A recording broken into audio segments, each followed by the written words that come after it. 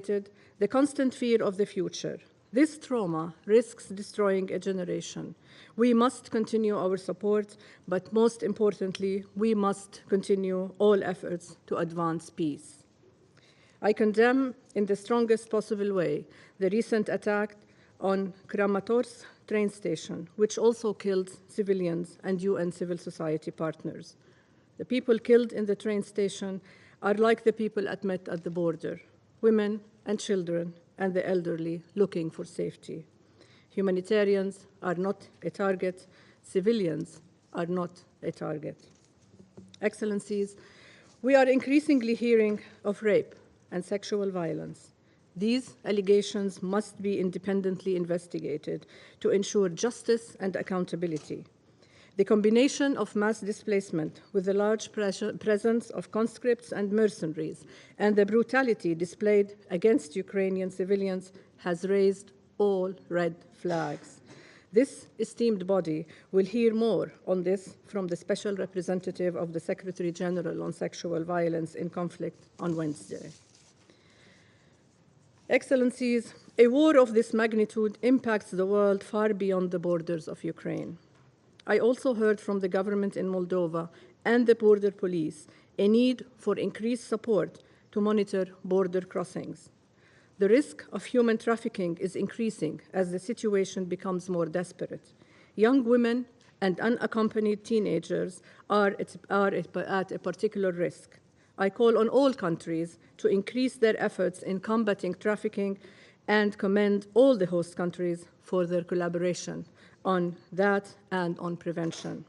I equally call on all countries to support Moldova and others with increased resources for the police forces so that they can ensure support to victims of gender-based violence and trafficking. Gender-sensitive and survivor-centered response must be at the heart of all humanitarian action. Excellencies, through all these horrors, women continue to serve and lead their communities and support the internally displaced in Ukraine. Women make up 80% of all health and social care workers in Ukraine, and many of them chose not to evacuate. We have seen the women members of parliament continue to fulfill their duties in the Verkhovna Rada while bombs fell around Kiev. And we have also seen the Deputy Prime Minister engage in the humanitarian response. I have seen Ukrainian women, refugees in Moldova also working in the shelters and taking on roles to support each other. Women's organizations within Ukraine have not stopped working, adjusting their work to meet the immediate needs of the populations they serve. They do this at great risk to their own lives. They were there before the war, they remain there during, and they will be there to pick up the pieces after. I salute their courage and their steadfastness. They need our continued support. The Women's Peace and Humanitarian Fund is already supporting several women's organizations on the front line in Ukraine and in Moldova to aid displaced women and girls, including shelter, medication, food, psychosocial support, including to women and girls living with disabilities or HIV and AIDS.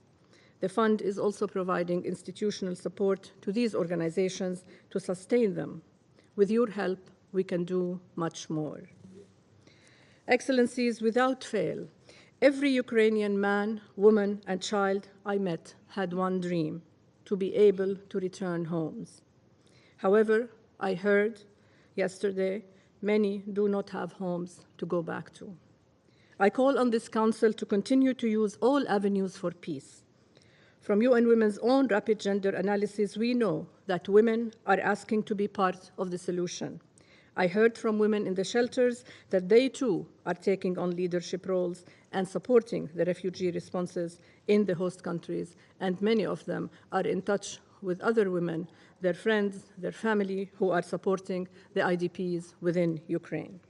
We know from experience that women's participation makes response and recovery more effective and more sustainable. And women's organizations are uniquely qualified to help not just women, but other marginalized and vulnerable groups. It is vital that they are consulted and engaged in all decisions related to the crisis response and related to peace. They need not be seen as victims only, but as agents and leaders of change, which they are. This Security Council has adopted 10 resolutions calling for women to be meaningfully involved in any decision or negotiation about peace and security. And we know that women's involvement is both a right and an opportunity for better outcomes. This is especially important in a war that has so starkly illustrated gender-based differences. Let us not lose sight of this. I have seen firsthand the impact of women's leadership can have. Yet women are largely absent from any current negotiation efforts. We ask the Security Council, all member states, and our development and humanitarian partners to ensure the meaningful participation of women and girls, including from marginalized groups, in all decision-making processes, peace, diplomacy, and humanitarian. Without this, we will not have peace, development, nor human security.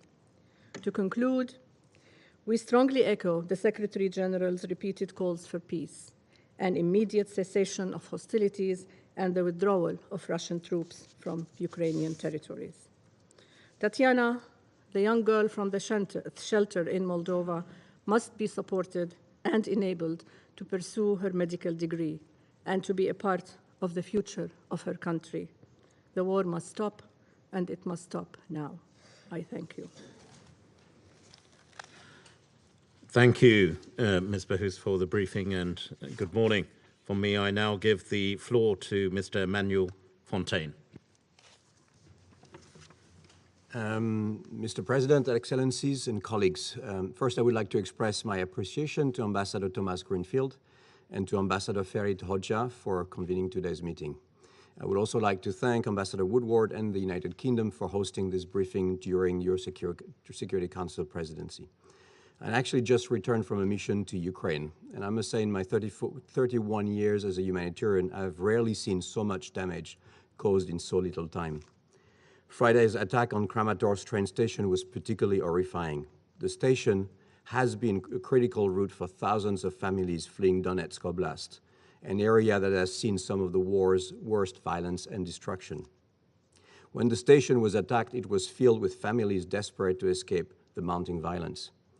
I note the tragic irony that our teams were actually offloading life-saving humanitarian supplies only a kilometer away when so many lives were taken away by this needless act of violence. The attack on Kramatorsk station is unconscionable, and yet it is just one of many instances in this war where we have seen a blatant disregard for civilian lives and international humanitarian law. Inside Ukraine, children and families and communities are under attack. Of the 3.2 million children estimated to have remained in their homes, nearly half may be at risk of not having enough food. Attacks on water system infrastructure and power outages have left an estimated 1.4 million people without access to water in Ukraine.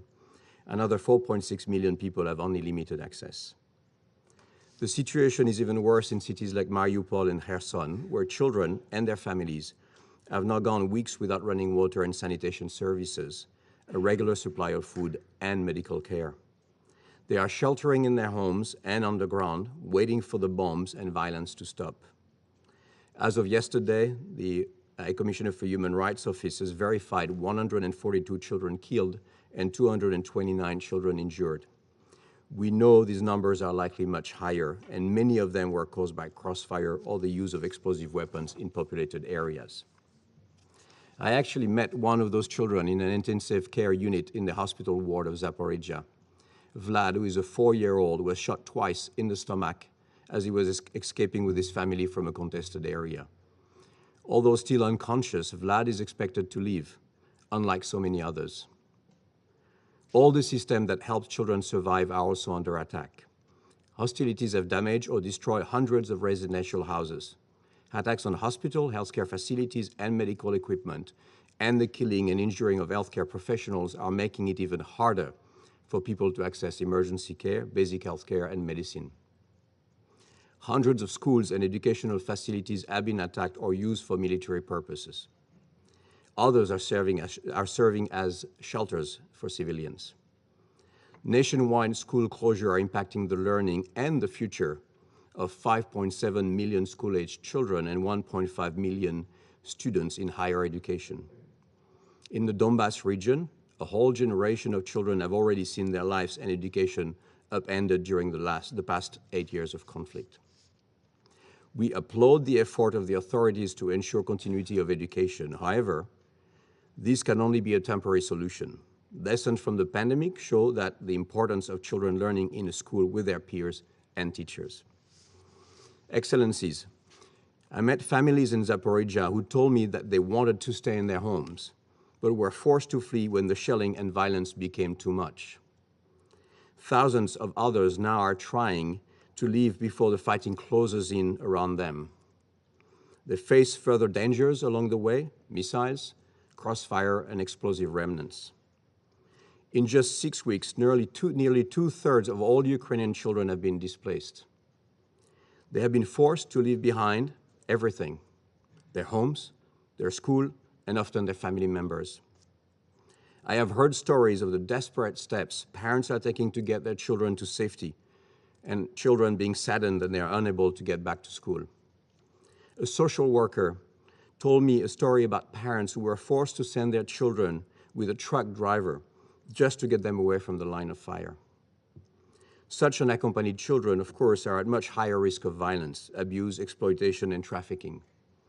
Women face a particular risk. We are extremely concerned by increasing reports of sexual violence and other forms of gender-based violence. Fortunately, there has been an outpouring of support from neighboring countries to welcome refugees. The solidarity expressed for Ukrainian refugees has been a very welcome development, one that surely should be replicated globally for all seeking protection and asylum, no matter where they come from. Excellencies, UNICEF and our partners are doing everything we can. Inside Ukraine, we continue to face extremely difficult operating conditions. We have seen some progress in recent weeks with our teams and supplies able to reach Sumy, Kharkiv, and Kramatorsk, among others. But this is not enough. Ongoing hostilities prevent us from reaching those most in need in many areas of the country. We saw that last week in Kramatorsk, when our teams were actually forced to stop offloading supplies and had to evacuate to safety following the nearby explosions. We are also helping local authorities to identify and register unaccompanied and separated children. We are providing families with much-needed humanitarian cash assistance and increasing awareness to minimize the risk of explosive ordnance. In Zaporizhia, I visited a reception center set up by local authorities, run mostly by women professionals, for displaced people to access health and psychosocial services, have a warm meal, and rest temporarily. These services are critical, but they are not the solution. Many of those who were able to flee early have been able to find sanctuary in other countries. It is not clear how those who are being displaced now will actually fare. They have been exposed to violence for longer and may have less resources at their disposal. Resources are already overstretched, and local residents live in a state of uncertainty as the sound of air raids and warnings from local officials ring regularly, reminding them that the front lines may soon reach them too. Excellencies, I'm particularly concerned about the widespread presence of explosive remnants of war, which expose children to the risk of death and horrendous injury. Eastern Ukraine was already one of the world's most mine-contaminated stretches of land, even prior to the recent escalation. This reality is rapidly extending to other parts of the country. We are also carefully monitoring the health, rights, and dignity of women and girls as the risk of exploitation and abuse grows.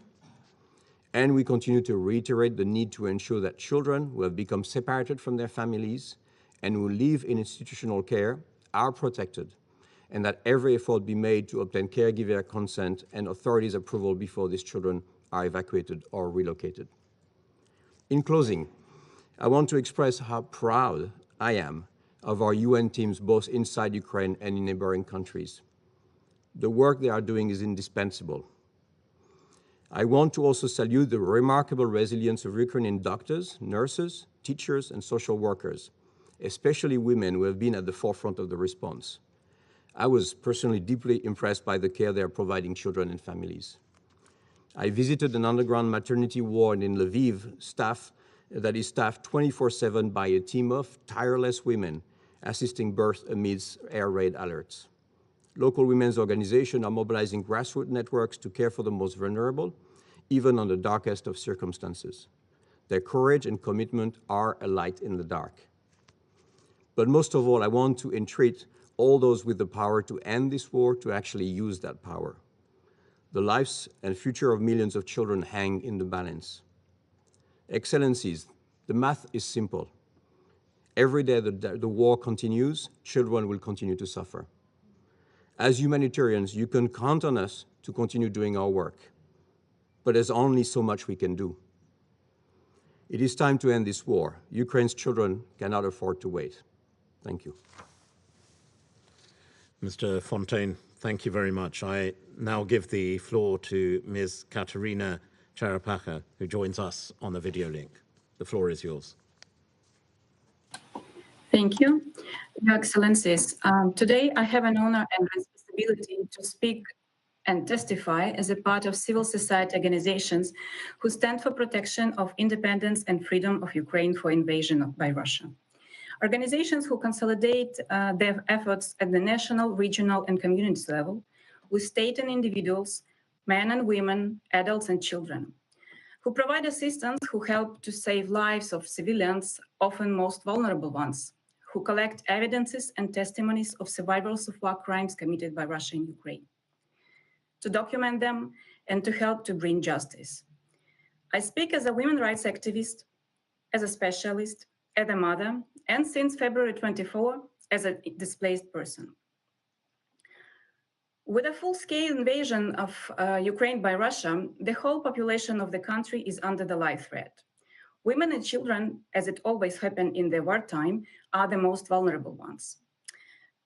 In my presentation, I would like to focus on 4 aspects related to the impact of Russian aggression on women and children.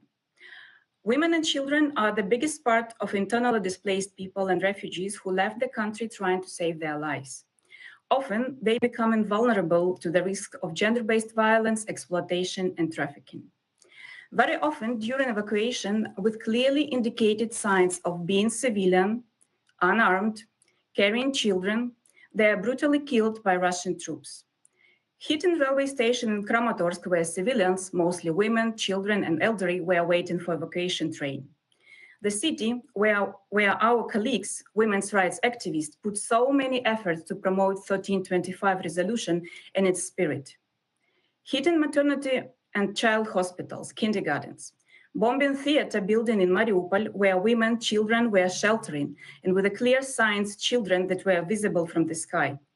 The city that always connected us with sisters and colleagues from Donetsk and Lugansk Oblast.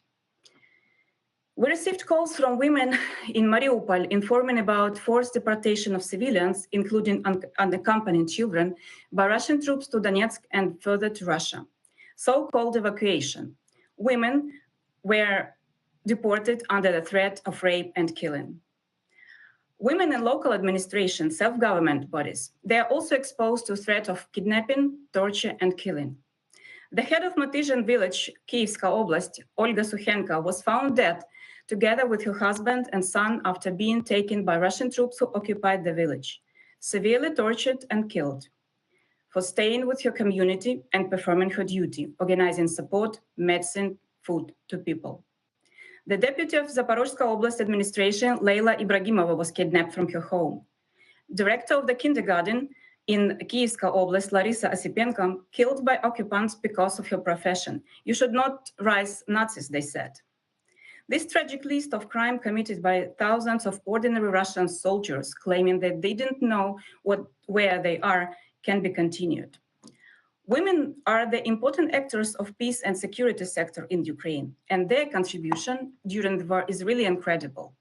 Together with activists, volunteers, journalists, they also become the target of the occupants.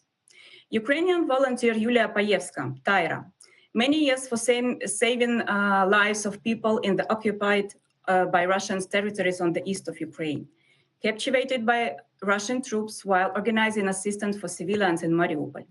A video with captured Tyra was shown where she was forced to call to find the solution of the situation. At this moment, there is no information about her condition and what the situation is now with her. Women prisoners of war, exposed to torture, including sexual violence, undressed in front of the male groups, harassed, shamed. Journalist, female journalist kidnapped in Zaporozhye Oblast, 2 journalists, and another one killed near the Kiev while performing their professional duties. Women and girls are particularly vulnerable to sexual violence and rape during the wartime. A number of facts and cases already revealed and reported, but unfortunately, this is just the tip of the iceberg that we'll see. Many survivors remain in the situation of life threat. They are staying on the occupied territory. They are cut off from help, connection, from everything. We receive such calls to the national hotlines operated by La Strada Ukraine. For today, we have 9 cases of rape by Russian soldiers in the temporary occupied towns and villages. About 12 women and girls, children. Reports from Kievska, Khersonska, and Chernigivska Oblast, reported by the survivors themselves and by the witnesses.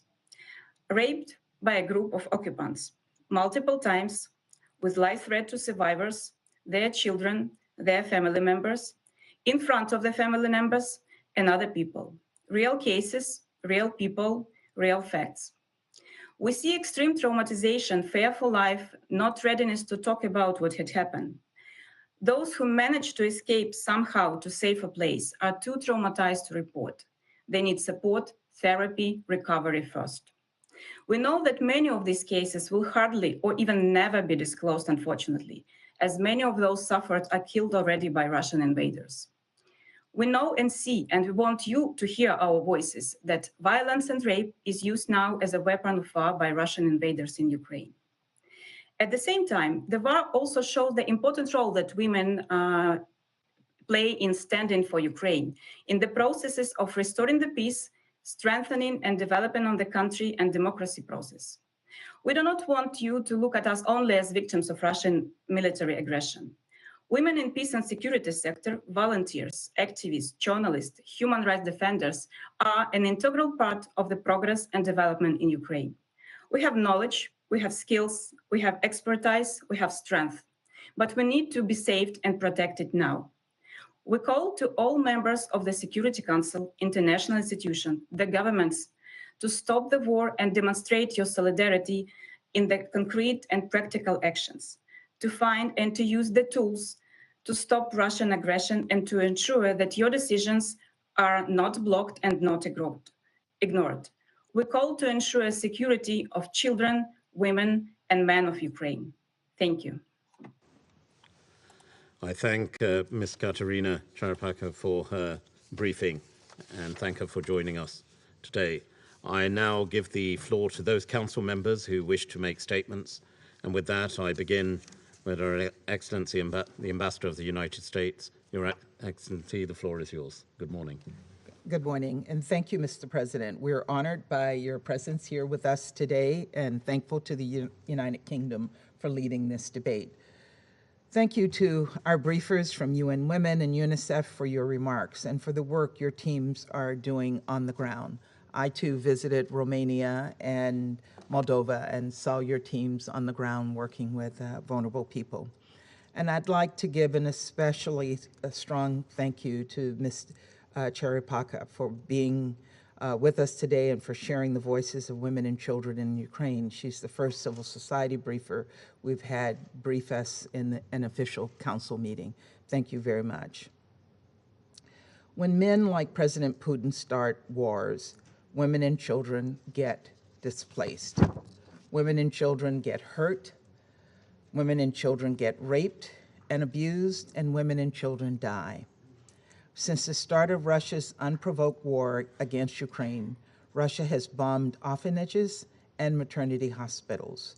We've seen mass graves with dead children stacked on top of each other. On Friday, a train station being used for civilian evacuations, mostly women and children, was struck by a Russian missile. Washington Post reporters saw at least 20 dead, including children. Limbs and luggage were scattered everywhere. A maimed dog shivered next to one of the dead. According to the reporters, a large piece of missile on the scene had chilling words written on the side. In Russian, it said, "For the children." That is what Russia's war looks like. What is happening to women and children in Ukraine is horrific beyond comprehension. Mr. President, when I was in Moldova and Romania, I saw with my own eyes some of the human toll of Russia's brutal war. I met with a few of the 11.6 million people who are now displaced from their homes, representatives of the largest refugee crisis in Europe since World War II. The mass displacement includes over half of all of Ukraine's children. Half of Ukraine's children have left behind their homes, their schools, and often at least one of their parents. Meanwhile, 90% of refugees from Ukraine are women and children. And as our briefers make clear today, being a woman or a child adds an additional risk. Women in Ukraine are at increased risk for gender-based violence, including rape, sexual assault, and sexual exploitation. We know that anyone at risk before war is at a heightened risk of being targeted for physical and sexual violence during a war, and that includes women and children, religious and ethnic minorities, LGBTQI+ individuals, and people living with disabilities. The deputy mayor of Ivankiv told reporters that some girls are cutting their hair short in hopes of avoiding rape by Russian troops. Family separations leave girls in particular at increased risk for sexual exploitation and trafficking. And we've heard sobering reports of traffickers targeting women as they seek protection abroad. All of this is why the United States initiative, Safe from the Start, calls on all humanitarian actors to prioritize resources and programs to address gender-based violence from the onset. Given everything we know about gender-based violence in conflict and the accounts we're hearing, we cannot wait for a lengthy assessment. We should not hold up resources with the excuse of incomplete data. This is an active crisis that grows worse by the day. We need to start interventions immediately to prevent and respond to gender-based violence now. For our part, the United States funded humanitarian efforts in and around Ukraine lift up networks for survivors of gender-based violence in Ukraine and in neighboring countries. And we're supporting programs for child protection and advocacy too. We will continue to support our partners in these efforts. For example, we're highly supportive of UNICEF's mobile child protection teams, and we're working in conflict zones like Ukraine to deliver life-saving supplies and provide emergency social work services. These horrific acts also remind us that we must support efforts to prevent them from happening in the first place. This means ensuring that women's voices and rights are always respected and elevated. And it means ensuring that abuses against them and against children are held to account. There must be pathways to healing and access to justice for survivors. Finally, I want to remind us all that women are far from passive victims in this war. As we just heard from UN Women, women are playing critical leadership roles in Ukraine to address this impact of the war. Some women are valiantly defending their homes, their communities, their country, including many women who've been serving in the Ukrainian military since 2014. Others are protecting their families and their children, bringing them to safety. And still others are the ones supplying food and shelter, water, and medicine to those in need. Women are the ones who will get Ukraine through this humanitarian catastrophe, and women must be consistently and meaningfully involved as active participants and leaders in securing long-term sustainable peace. When I met with women in Moldova and Romania, They all had different stories, but they all had the same dream: to return to a peaceful Ukraine, to return to a Ukraine where they have a say in their own and their children's future.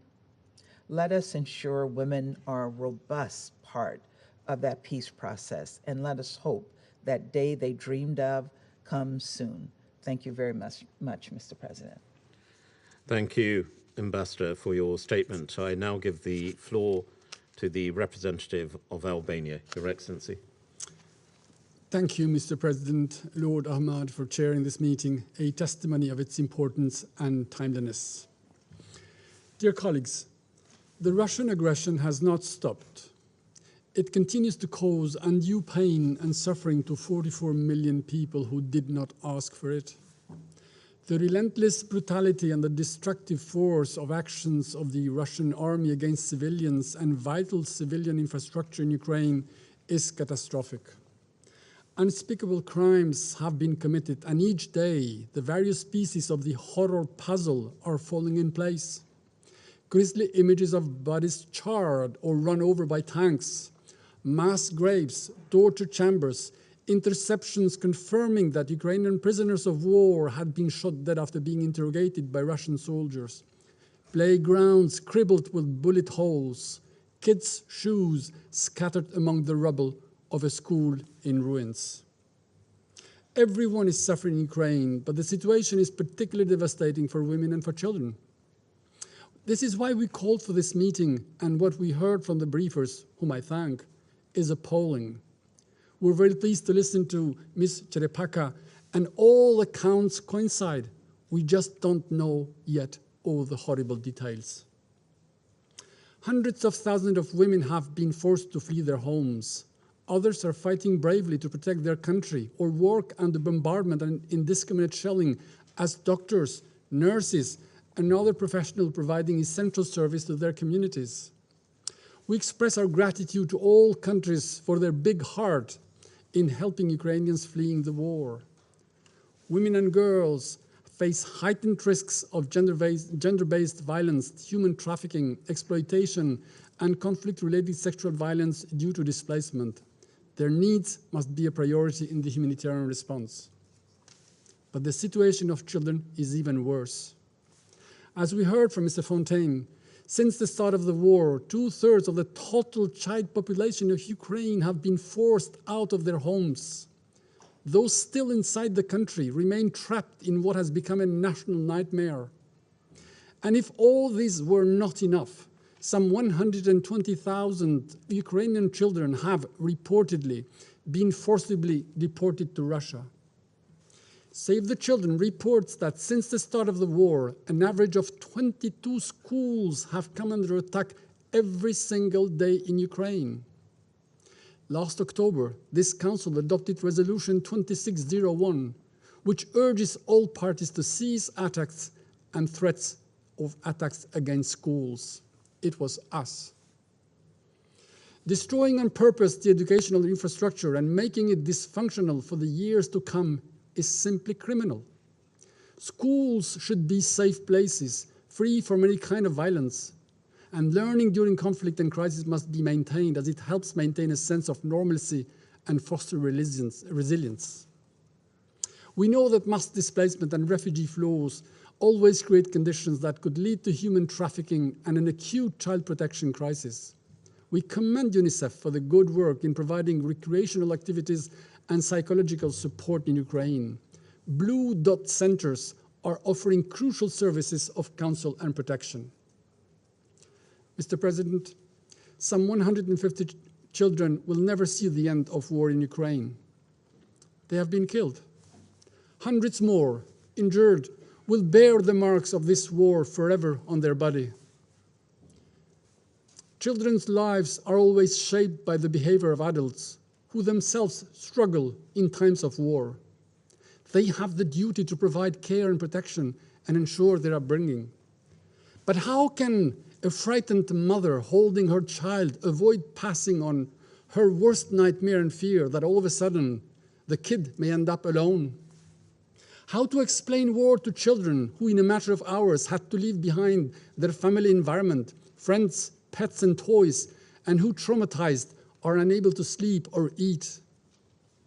In their normal life, children draw parents, houses and trees. Russian war has made Ukrainian kids draw bombs, tanks and weapons. Mr. President, civilian massacres carried out by Russian forces have rightfully stirred world outcry. Russia should have learned that a war can't be won through massacres. During the wars in the Balkans in the late 90s, the crimes against innocent civilians in Vukovar, Croatia, Srebrenica in Bosnia, and Racak in Kosovo did not help any of the perpetrators win the war. And this war will be no exception. We hear public indignation on one recurring question: why can't the UN do more to stop Russia? This question is right, and the anger is justified, because Russia with its veto has taken this council hostage, preventing it to deliver security in Ukraine. But thankfully, there is more of the UN that Russia cannot veto. We have met here 15 times in 10 weeks to expose Russia's despicable deeds and show its isolation. Also, in a matter of few weeks, Russia has, in 3 crucial consecutive votes, been put against the wall in the UNGA, which, in a remarkable and historic move, suspended Russia from the Human Rights Council.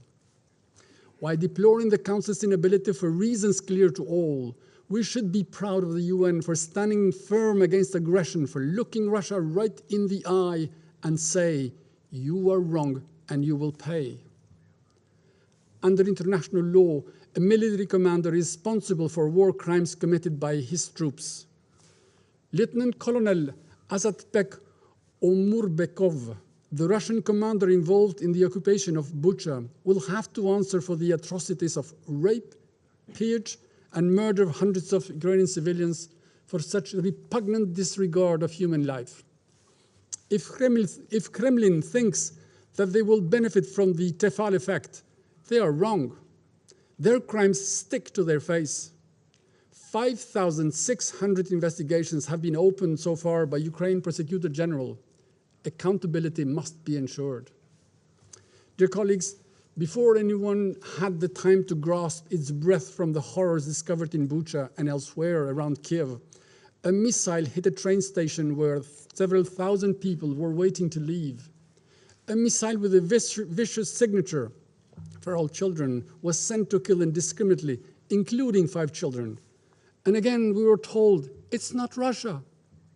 Haven't we enough of this ridiculous pattern when Russia commits a crime and attributes it to someone else?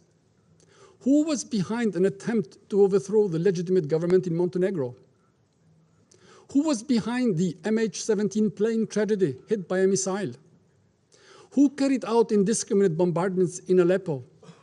Who poisoned the Skripals? Who almost killed Navalny?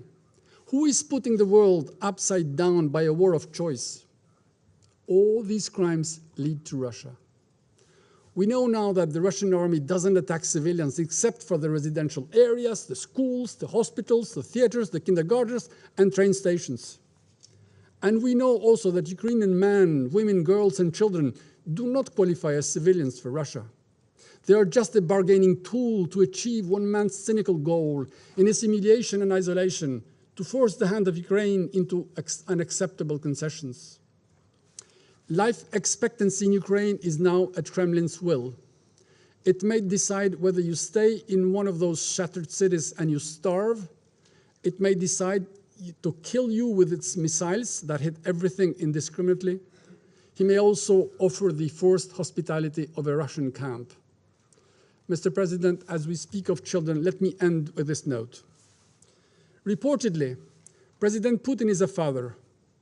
This is one of those words that do not need a definition.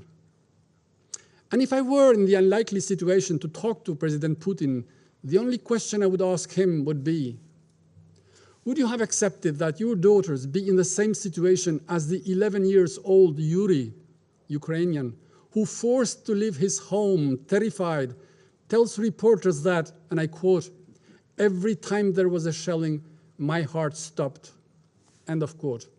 So stop making hearts stop. Stop shelling and bombardments. Order your soldiers still alive to go home, your home, Russia. As the Pink Floyd blasted last week, hey, hey, rise up. It is time for the Russians to come to their senses and stop and stand against this savagery. Thank you.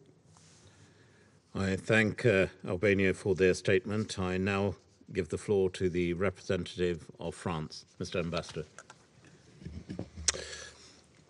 Monsieur le Président, je tiens à remercier Madame Baos, Monsieur Fontaine et Madame Chéré-Paca pour leurs exposés. Ceux-ci confirment la profonde préoccupation que nous avons exprimée depuis le début de l'agression russe. Nous sommes encore sous le choc de l'attaque abominable contre la gare de Kramatorsk vendredi. Celle-ci pourrait constituer un crime contre l'humanité, comme l'a souligné le ministre Le Drian. Les attaques indiscriminées doivent cesser. La France est gravement préoccupée par la multiplication des allégations de violences sexuelles. Les résolutions de ce Conseil sur les violences sexuelles en temps de conflit s'imposent à tous. Nous soutenons ainsi l'action des Nations Unies sur place pour établir les faits et les responsabilités. Ces violences ne sauraient rester impunies. La France appelle par ailleurs au renforcement du soutien apporté aux survivants de violences sexuelles. Nous condamnons à ce titre les destructions d'infrastructures de santé et leurs conséquences sur l'accès à la santé sexuelle et reproductive. Les attaques contre les hôpitaux peuvent également constituer des crimes de guerre. Nous l'avons entendu, la guerre bouleverse aussi la vie des enfants ukrainiens. Les meurtres et mutilations d'enfants resteront des taches indélébiles sur leurs auteurs, tout comme les attaques contre les écoles. Nous appelons le secrétaire général des Nations Unies à se saisir des outils mis en place par ce Conseil pour protéger les enfants contre les graves violations les visant. Par ailleurs, les populations civiles sont particulièrement exposées dans le cadre des déplacements contraints. Nous soutenons l'action des Nations Unies pour prévenir les risques de traite. Monsieur le Président, face à cette agression aux conséquences insupportables sur les femmes et enfants d'Ukraine, la France reste entièrement mobilisée. Nous appelons à une cessation immédiate des hostilités, à un retrait total des troupes russes de l'intégralité du territoire ukrainien, comme l'a exigé la Cour internationale de justice, et à un plein accès humanitaire. Près de 500 tonnes de matériel humanitaire ont été envoyées par la France. Elle a aussi annoncé une contribution exceptionnelle de 100 millions d'euros pour la réponse humanitaire. Nous avons également déployé en France un dispositif d'accueil et d'accompagnement pour les femmes et enfants ukrainiens. Près de 10 000 enfants ukrainiens arrivés en France ont déjà pu être scolarisés. La lutte contre l'impunité doit être menée avec vigueur. Nous avons déjà annoncé notre appui au travail d'enquête et de documentation mené par la Cour pénale internationale dans le respect de son indépendance. Une contribution exceptionnelle de 500 000 euros a également été accordée au fonds dédié. La France continuera à soutenir tout effort d'enquête indépendante sur les violations du droit international humanitaire et des droits de l'homme en Ukraine. Enfin, la France soutient la mise en œuvre de l'agenda Femmes, Paix et Sécurité dans toutes ses dimensions. Nous saluons le courage des femmes ukrainiennes en première ligne de la réponse humanitaire, politique et militaire en défense de leur pays. Nous rappelons qu'il ne pourra y avoir de solution durable au conflit sans la pleine participation des femmes. Monsieur le Président, nous continuerons à soutenir les femmes et enfants ukrainiens aussi longtemps que nécessaire et ne céderons pas dans nos efforts pour le retour à la paix. Je vous remercie. Thank you, Mr. Ambassador. I now invite the representative of Ghana, Your Excellency. I thank you, Mr. President, and welcome your leadership over this meeting of the Council on the important and timely discussion on the impact of the war on women and children in Ukraine. I would like to thank Ms. Sima Bahaus, Executive Director of UN Women, and Mr. Emmanuel Fontaine, the Emergency Operations Director of UNICEF, for their respective briefings on the situation. We are also grateful to Ms. Katerina Sharapaka, President of the civil society group La Strada Ukraine, for the views shared with the Council. Mr. President, the continued situation of instability and insecurity in Ukraine continues to be a matter of deep concern for Ghana. My delegation is particularly alarmed by the situation of women and children, as well as of the aged, arising from the Russian Federation's invasion of Ukraine. Ghana strongly deplores the reported acts of widespread and what is emerging to be gross violations of international humanitarian law in Ukraine. We condemn the attack of 8 April 2022 on the train station in Kramatorsk, which resulted in significant civilian casualties, and commiserate with the bereaved families and the people of Ukraine. We continue to be pained by the horrifying images of war in Ukraine and by the daily images of fright and despair in the eyes of a people who just a few weeks ago lived normal and stable lives. In situations of war, women and children suffer a disproportionate humanitarian impact, and the war in Ukraine has been no different. Ghana is particularly concerned by the situation of the children of Ukraine who are being scarred by the horrifying images of war. Children should never go through such experiences and must accordingly be protected by all parties in accordance with applicable international law. We note the UN's report that around 4.3 million refugees have fled Ukraine into the neighboring countries, with women and children making up 90% of the refugee population. We regret the 142 children who are reported as having been killed, alongside the 229 others injured. Without the immediate and unconditional cessation of hostilities, these numbers would increase. We therefore call upon the warring parties, especially the aggressor state, to redouble all efforts for peace in the interest of the women and children of Ukraine, including the women in need of assistance who constitute more than 54% of the people in need from the ongoing crisis.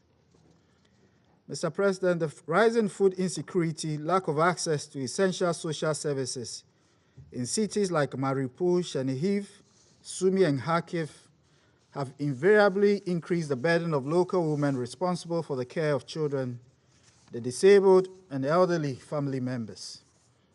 The war has severely impacted social cohesion, community security, and the resilience of local communities, especially for women and girls. The destruction caused by the war, particularly with the use of explosive weapons with wide impact area in civilian populated areas and targeted at medical facilities, has created profound health crisis, with women, girls, and children bearing the greatest brunt of such deprivations. Women and young girls face an increased risk of disruption to life-saving sexual and reproductive health services and access to specialized medication and treatment. Ghana unequivocally condemns the reports of trafficking, sexual and gender-based violence, including rape and exploitation. Such atrocities impact negatively on the physical and psychological health of the victims, as well as on their general well-being, both in the short term, but also over the longer-term period. We therefore encourage humanitarian agencies to ensure that identified victims are provided with the needed medical and psychosocial care to overcome the trauma of abuse. We underscore the need for accountability for all alleged violations of international humanitarian and criminal laws, and reiterate our call for an immediate, independent, and impartial investigations to establish the facts of these offenses and build the evidence to hold the perpetrators of such atrocities to account. Mr. President, the gender-related challenges of the war necessarily required a prioritization of the needs of the women and children and the implementation of gender-responsive humanitarian assistance. In this regard, women leaders at all levels of society should be included in coordination mechanisms and decision-making processes. In the spirit of Resolution 1325, we urge the parties to consider including women in their negotiating teams as a way of ensuring the meaningful participation their meaningful participation in the diplomatic and political processes. It is important that women are not only counted as victims of the war, but as key participators in finding a lasting and durable solution. In closing, we reiterate our call on the Russian Federation to heed the repeated calls of the international community to withdraw all of its invading troops from the internationally recognized borders of Ukraine and pursue the path of dialogue and diplomacy. The cessation of all hostilities and maintenance of effective and safe humanitarian corridors remain fundamental to addressing the worsening humanitarian conditions, especially the unbearable impact of the conflict on Ukrainian women, girls, and children. I thank you very much, Mr. President, for your kind attention. Thank you, Your Excellency. I now invite a contribution from the representative of Mexico. The floor is yours. Muchas gracias, señor presidente. Excelencia, sea usted bienvenido a este consejo. Agradecemos las presentaciones de la directora ejecutiva de ONU Mujeres, Sima Bajus, de Manuel Fontaine, director de emergencias de UNICEF, y de la señora Caterina Cherepaca, cuya visión desde la sociedad civil nos recuerda la vulnerabilidad, pero también nos recuerda la fortaleza de las mujeres ucranianas. Toda la información disponible nos confronta con un panorama francamente desolador. La realidad es que cada día que pasa, y en tanto el conflicto continúa, las tragedias aumentan y las necesidades humanitarias se multiplican. México condena el reciente ataque a la estación de trenes de Kramatorsk, en el que perdieron la vida, lamentablemente, decenas de civiles que esperaban ser evacuados, incluidas mujeres y niños. Los ataques contra la población civil y la infraestructura civil violan el derecho internacional humanitario y pueden constituir crímenes de guerra.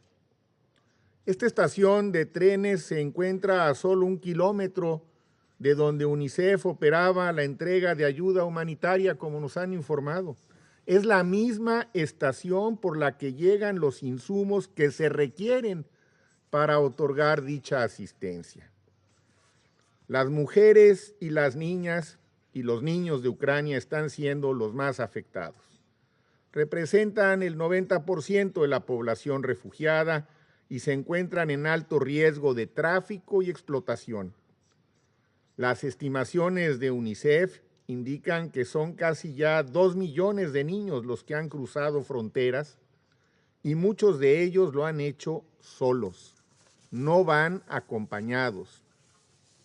Y aquellos que se han quedado con sus familias o están en proceso de ser evacuados corren el riesgo de ser víctimas del uso de armas con defectos indiscriminados. Tampoco debemos olvidar los severos impactos de corto y largo plazo que todo ello tendrá sobre la salud mental. Los traumas de la guerra que sufren tanto menores de edad como adultos pueden llegar a ser graves e irreversibles. Señaladamente, familiares de víctimas mortales, sobrevivientes de ataques, desplazados y refugiados. Los daños causados a la infraestructura habitacional, educativa y sanitaria oscurecen aún más el panorama. Las mujeres ucranianas han sido las primeras en responder a las necesidades urgentes de sus comunidades. Los testimonios de doctoras, enfermeras, psicólogas y voluntarias que atienden a la población más vulnerable, como pueden ser las personas adultas mayores o con discapacidad, son ejemplos de solidaridad y al mismo tiempo evidencia de las dimensiones humanas más sensibles del conflicto y quienes las están atendiendo, las mujeres. Necesitamos que el sistema de las Naciones Unidas y en particular ONU Mujeres y la Oficina de la Representante Especial Pramila Patten continúen recolectando evidencia, datos desagregados y análisis con enfoque de género sobre las múltiples dimensiones del conflicto, incluida señaladamente la violencia sexual. Se requiere toda la información verificada que se pueda. En nuestra calidad de copresidentes del grupo que lleva la agenda de Mujeres, Paz y Seguridad, habremos de convocar a reuniones de seguimiento para mantener el tema con la prioridad que se requiere. En adición al impacto diferenciado y al costo que han asumido millones de mujeres, es necesario aumentar su participación en el proceso político. Urge incluirlas en todos los posibles canales de diálogo y negociación. Ocurre que, al igual que en el resto del mundo, las mujeres ucranianas son agentes de cambio fundamentales y deben participar de manera plena, igualitaria y significativa en los procesos de toma de decisiones y en las negociaciones de paz. Señor presidente, finalizo reiterando nuestro llamado a un cese inmediato de las hostilidades, al acceso irrestricto y sin condiciones de la ayuda humanitaria y a la búsqueda de una solución diplomática del conflicto sin exclusiones. Muchas gracias. I thank Mexico for their statement. I now give the floor to the representative of India, Mr. Ambassador.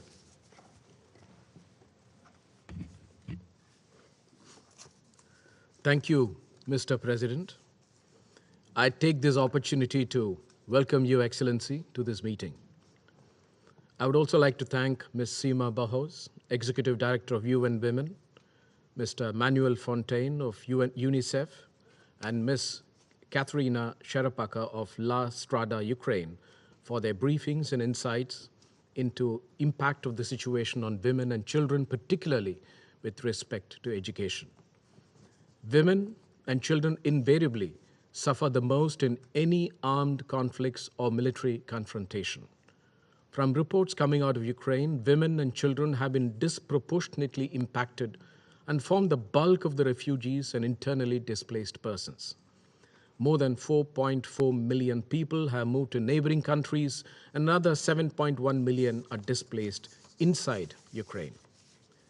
We commend the Ukraine's neighboring countries who have welcomed refugees from Ukraine, and especially for treating women and children with compassion and dignity. As a country which has welcomed refugees over centuries, India knows the importance and value of treating them equally and with dignity and catering to their needs and requirements. In this context, we need to keep the gender perspective in mind and act with sensitivity. We call for a victim-centered approach to preventing and responding to sexual violence in armed conflicts. The impact of situation on education of children has also been severe. It has further aggravated the pandemic-related challenges that children were already facing.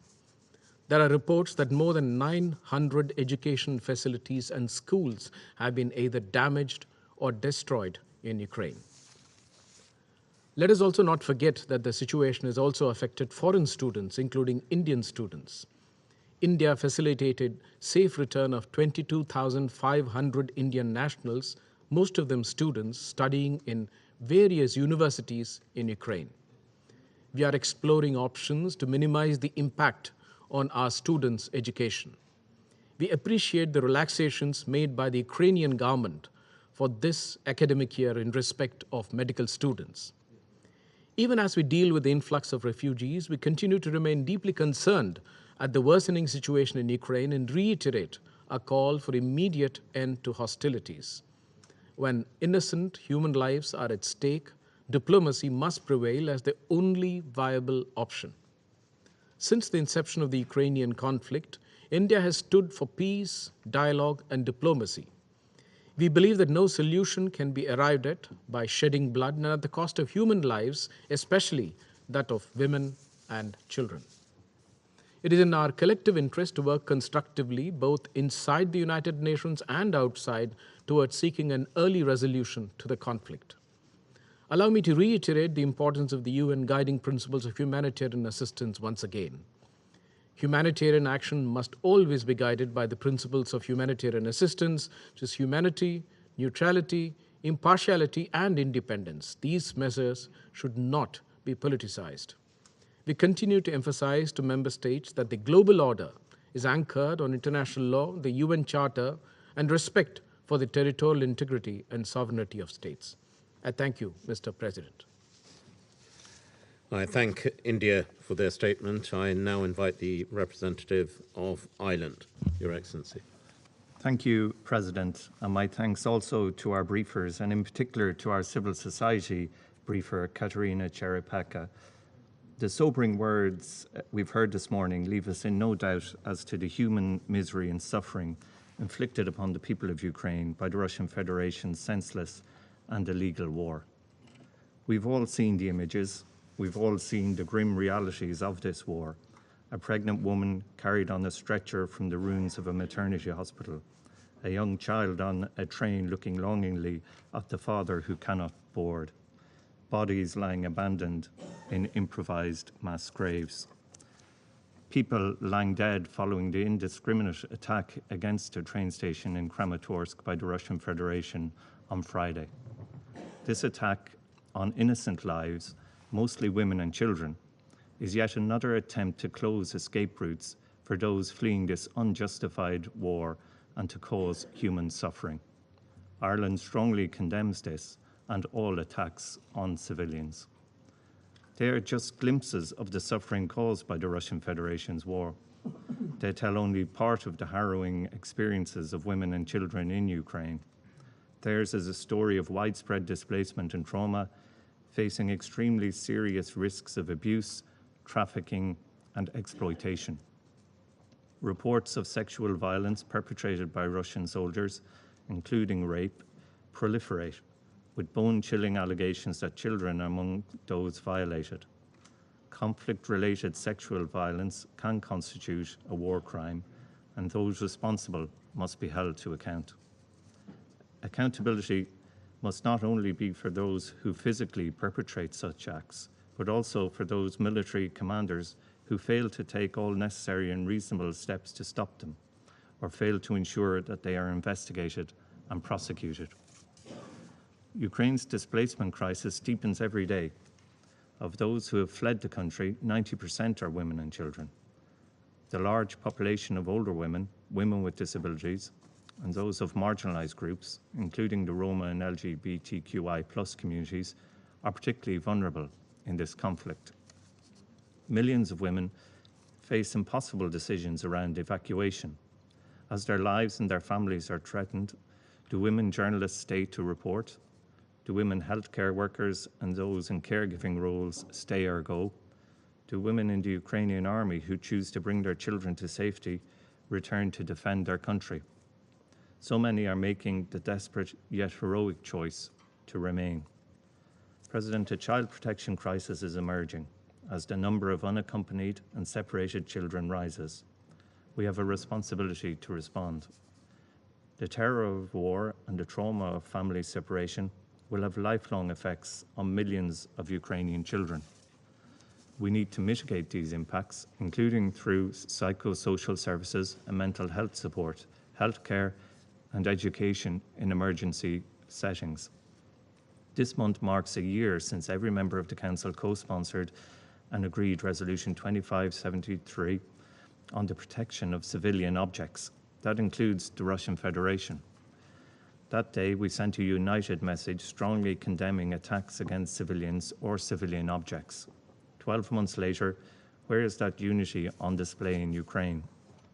Thousands of civilian objects, including hundreds of schools and kindergartens, have been destroyed, largely due to the use of explosive weapons in populated areas.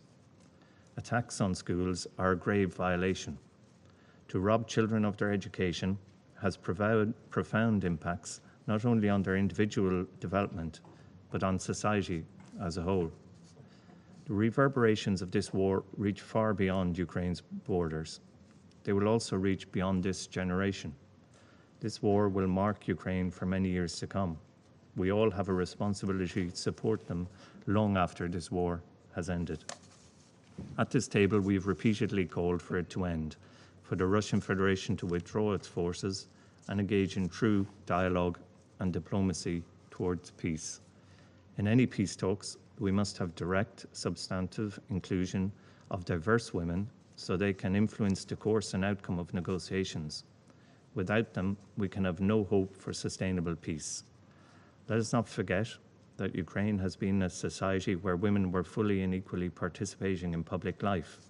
Targeting women through violence or forcing them to flee to save their children's lives is a double abomination in a society that was realizing the fruits of women's participation. This war will undo years of progress towards gender equality. And as my Mexican colleague referenced, we are focused on these issues also as co-chairs of the IAG on Women, Peace and Security. President, I conclude by stressing that gender equality is not an aspiration reserved for peaceful countries, somehow too difficult or inconvenient for countries in conflict. The evidence shows that women's participation in peace processes leads to better and longer-lasting agreements. The guns are still firing with a dire impact on women. The urgency to ensure their active participation in ending this conflict has never been greater. Yet it is because of their deep-rooted participation that we are hopeful for the future that women of Ukraine can help to shape. Thank you.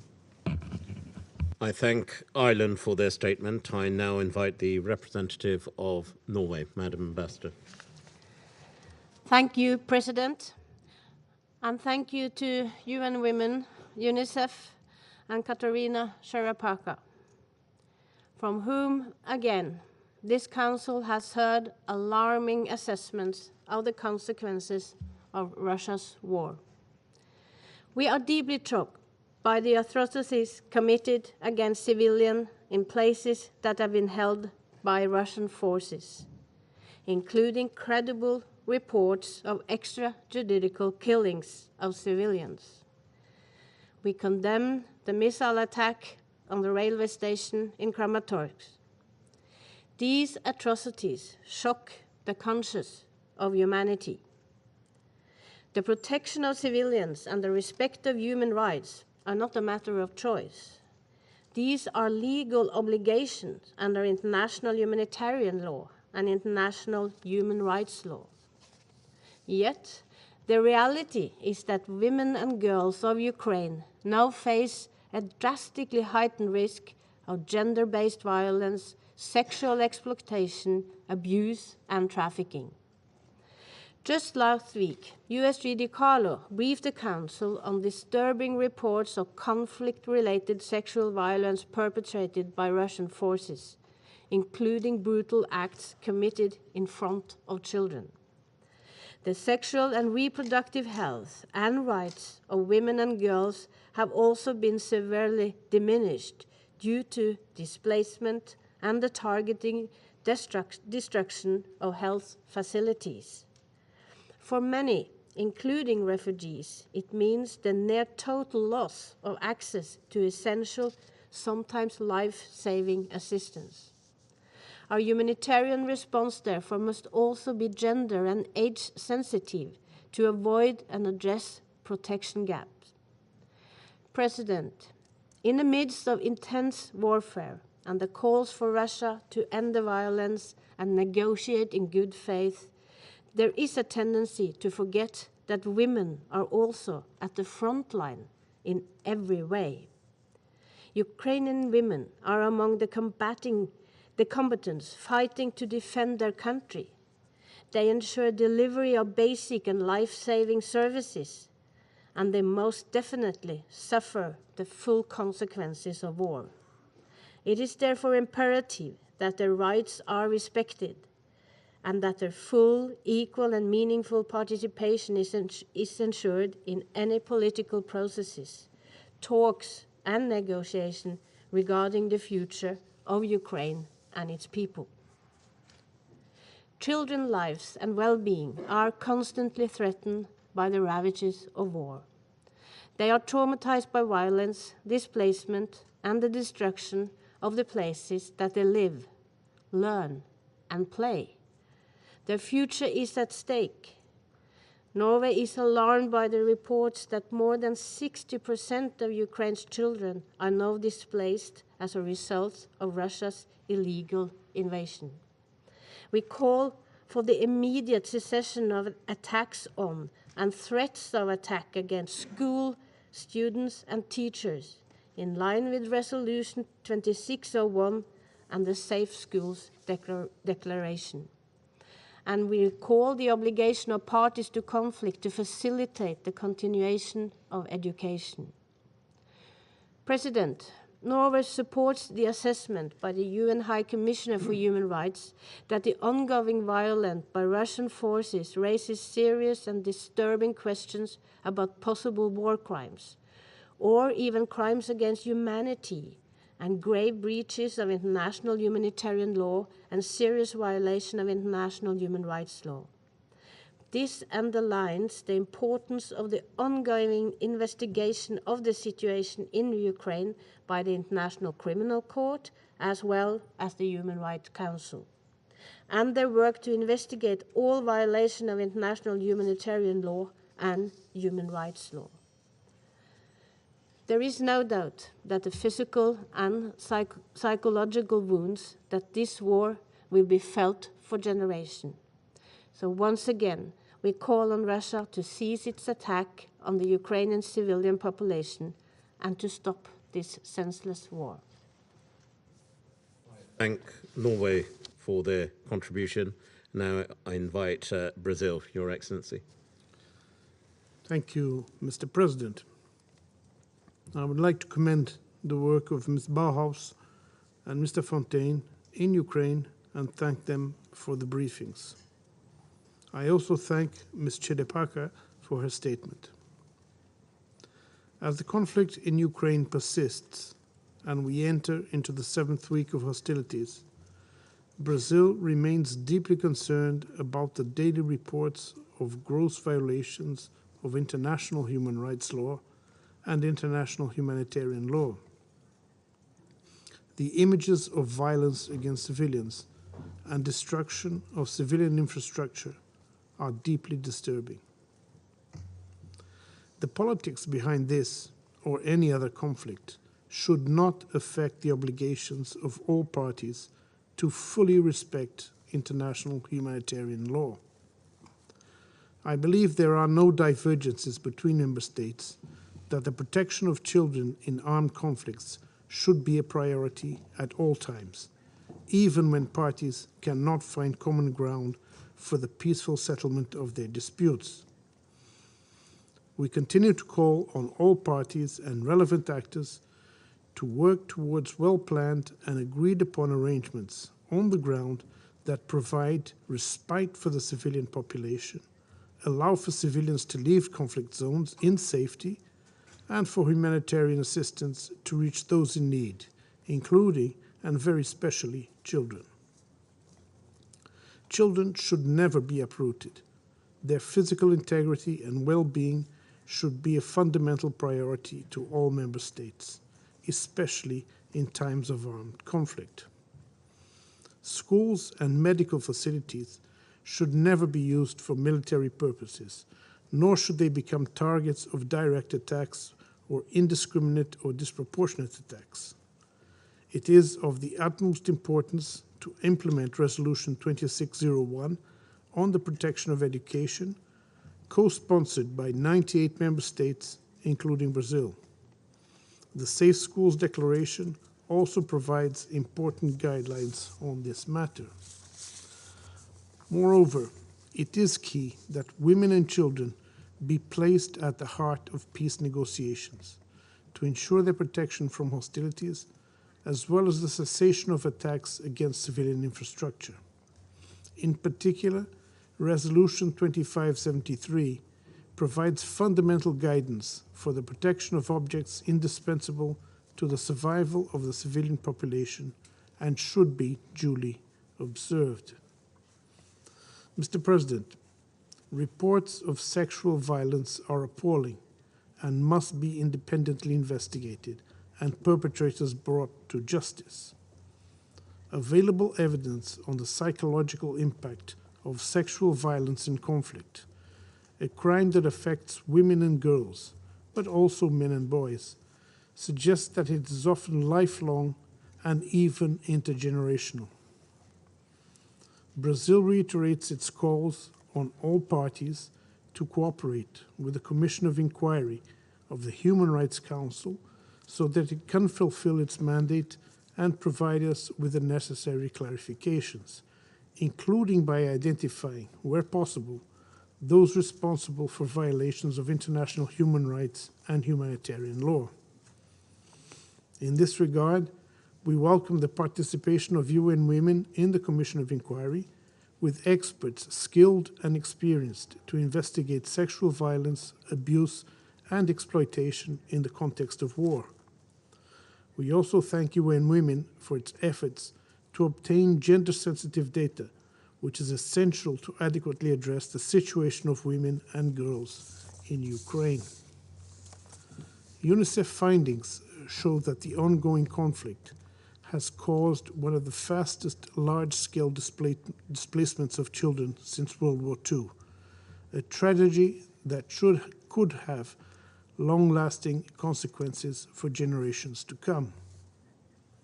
We worry that as more women and children are forced into the condition of refugees or internally displaced persons, they become more vulnerable to crimes, including sexual violence and exploitation.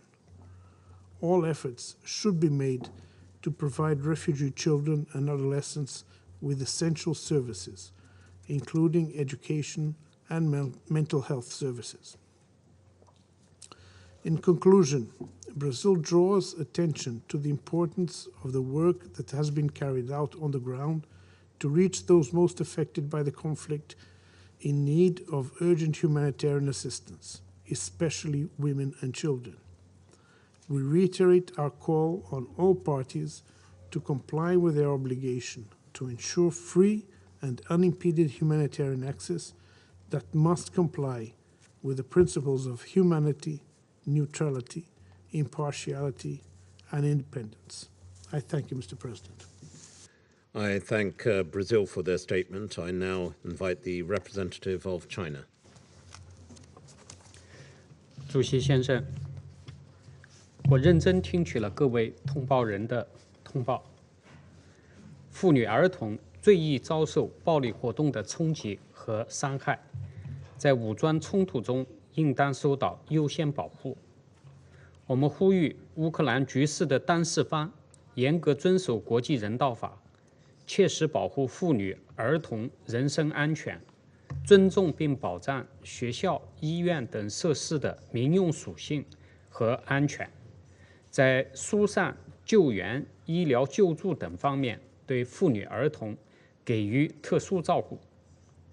中方对克拉马托尔斯克火车站的袭击造成包括妇女儿童在内数十名平民伤亡感到痛惜。事件的相关情况和具体原因必须查清，任何指控都应以事实为依据。冲突发生以来，有大量妇女、儿童从乌克兰进入周边国家避难。中方赞赏有关邻国和其他国家向他们打开边境，并为其提供安全庇护和人道救援。所有难民无论肤色、种族、宗教信仰，根据国际法都应获得必要和平等的保护。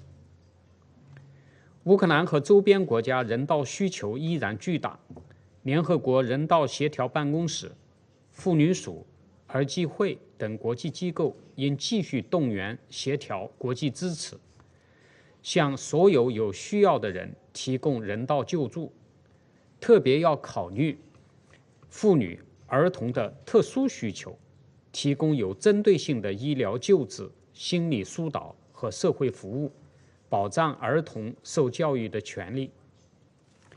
我们对有关寻求避难的妇女、儿童被拐卖和受侵害的报道深表关切，呼吁妇女署、儿基会、难民署、人权高专办等国际机构加强监测，支持有关国家采取措施，坚决防止他们遭受二次伤害。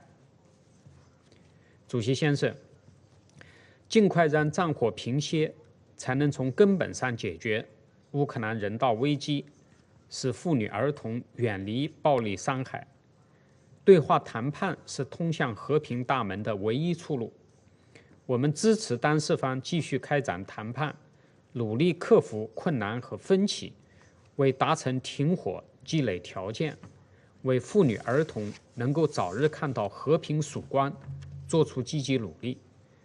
国际社会其他各方都要多做有利于对话谈判的事，为谈判取得进展营造必要环境和条件。必须指出，一味实施制裁、输送武器不会带来和平。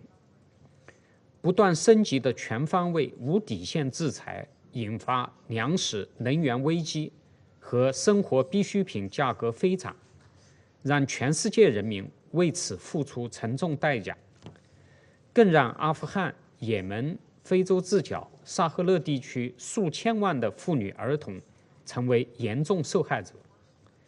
中方再次呼吁各方保持理性克制，采取负责任态度，为妥善解决乌克兰危机、早日恢复和平做出建设性努力。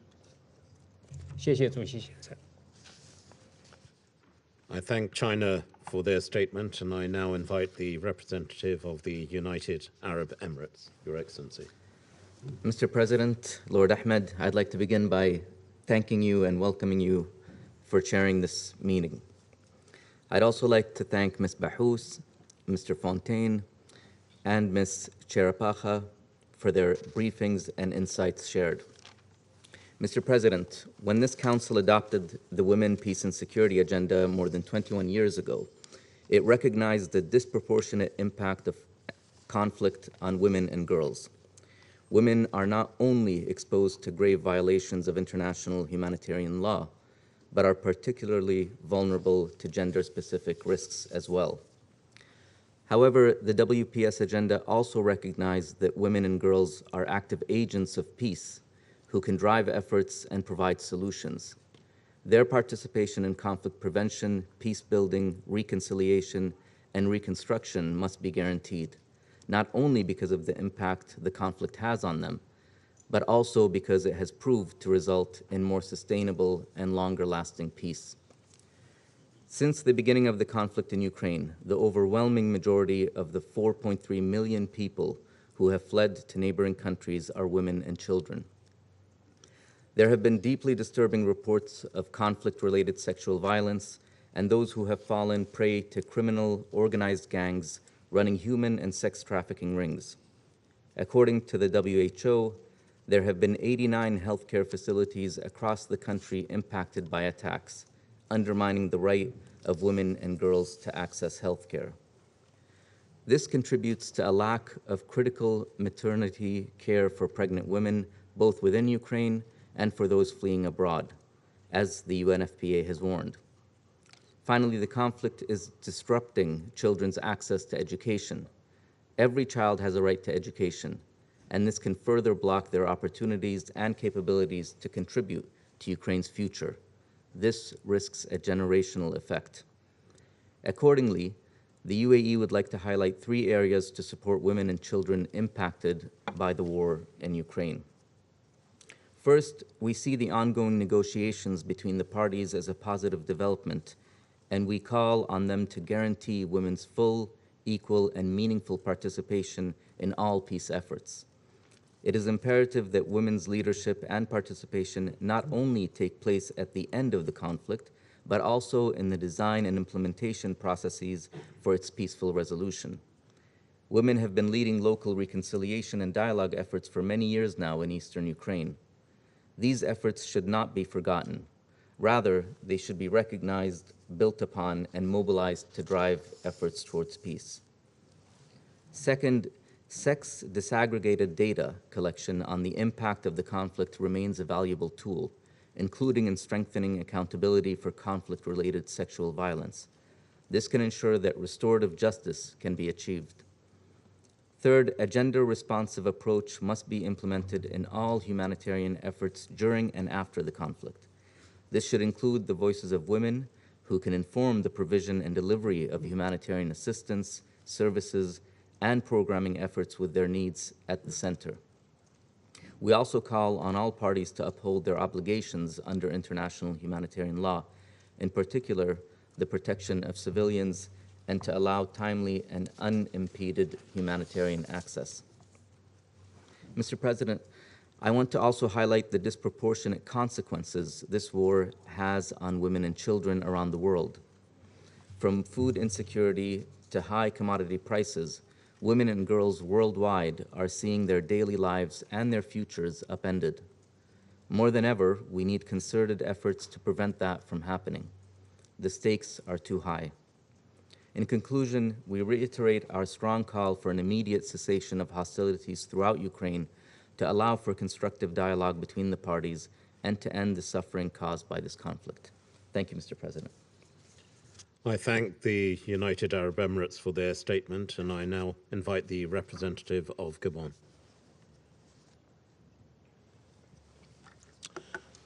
Merci, Monsieur le Président, pour votre leadership dans la conduite de nos travaux.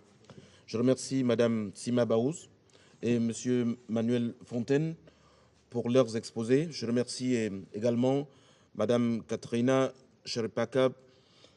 Monsieur le Président, l'escalade dévastatrice de la violence en Ukraine porte atteinte à la sécurité des femmes et des enfants, qui représentent aujourd'hui la plus grande proportion des populations civiles qui fuient en masse les zones de combat ou se terrent dans des abris de fortune, souvent dans des conditions inhumaines.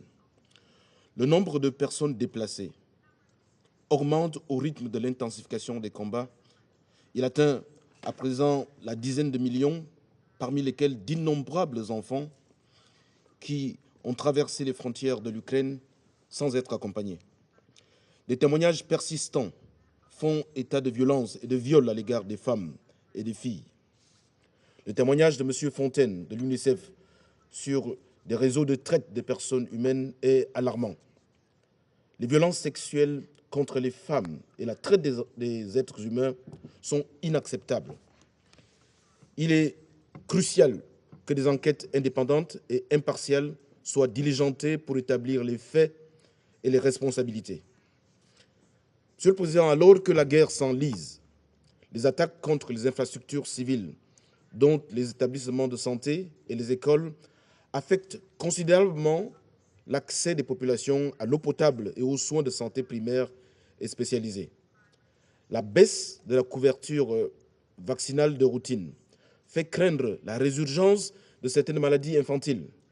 De même, les mouvements massifs des populations, les ruptures d'approvisionnement, la détérioration des conditions d'hygiène ainsi que la promiscuité constituent des conditions propices au développement des épidémies. Monsieur le Président, cette guerre doit cesser. Des actions urgentes doivent être prises pour répondre aux besoins importants des populations civiles et en particulier les femmes et les enfants. Nous notons avec intérêt le renforcement par l'UNICEF de ses équipes mobiles et de l'augmentation de ses fournitures en produits de première nécessité et en services essentiels en vue d'atténuer les souffrances et accroître la protection des enfants dans les zones de conflit. Il est urgent que l'aide apportée aux femmes et aux enfants soit renforcée, y compris par des soins de santé mentale et émotionnelle et un soutien psychosocial. Des dispositifs de protection spécifiques aux femmes et aux enfants doivent également être mis en place pour prévenir les risques de traite de personnes. Je voudrais réitérer toute l'appréciation de mon pays au travail des humanitaires qui sont aux avant-postes dans les lieux de combat, parfois au péril de leur vie, pour secourir et protéger les civils. Nous appelons les parties à leur faciliter l'accès à toutes les localités dans lesquelles l'aide humanitaire est devenue vitale. Mon pays appelle à un cessez-le-feu et à l'ouverture de couloirs humanitaires dans l'ensemble des localités en vue de la fourniture de l'aide humanitaire dans des conditions optimales de sécurité. Aussi longtemps que les travailleurs humanitaires ne pourront accéder à ceux qui ont besoin de cette aide d'urgence, des personnes continueront de mourir, aussi bien des balles que de la faim et des maladies. Je voudrais à nouveau réitérer l'appréciation de mon pays en direction des pays voisins de l'Ukraine, qui continuent de se mobiliser pour l'accueil d'urgence des réfugiés. Nous les encourageons à accorder le même accueil à toutes les personnes en détresse sans distinction. Nous demandons le respect de leur dignité et appelons à un traitement équitable de toutes les personnes en détresse.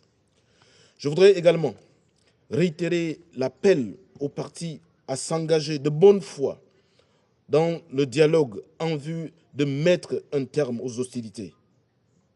Nous demandons aux belligérants de se conformer à leurs obligations en vertu du droit international humanitaire. Monsieur le Président, cette guerre doit cesser. Elle est insoutenable, elle est déshumanisante, elle doit cesser immédiatement. Je vous remercie.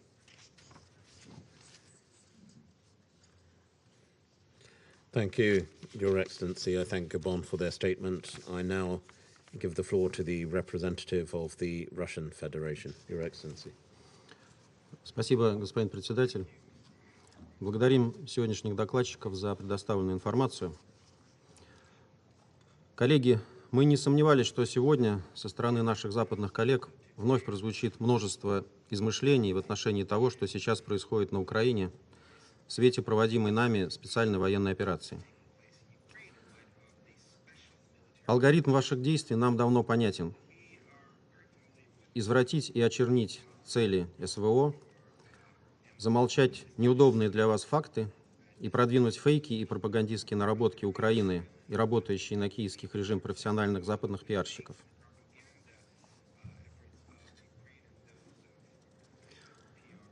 Все ваши усилия логично вписываются в логику, развязанной в отношении России информационной войны, которая по своей интенсивности не уступает боевым действиям на земле. Новую планку дезинформации задают сегодня наши албанские коллеги. Постред Албании сегодня перечислил почти весь список приписываемых нам преступлений, не потрудившись упомянуть, что ни по одному из них так и не было представлено хоть сколько-нибудь убедительных доказательств. Понятно, что презумпцию невиновности вы уже давно растоптали.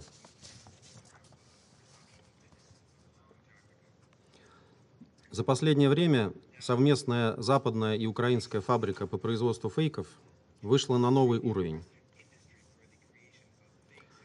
и приступила к фабрикации и постановкам в лучших традициях печально известных британско-сирийских белых касок.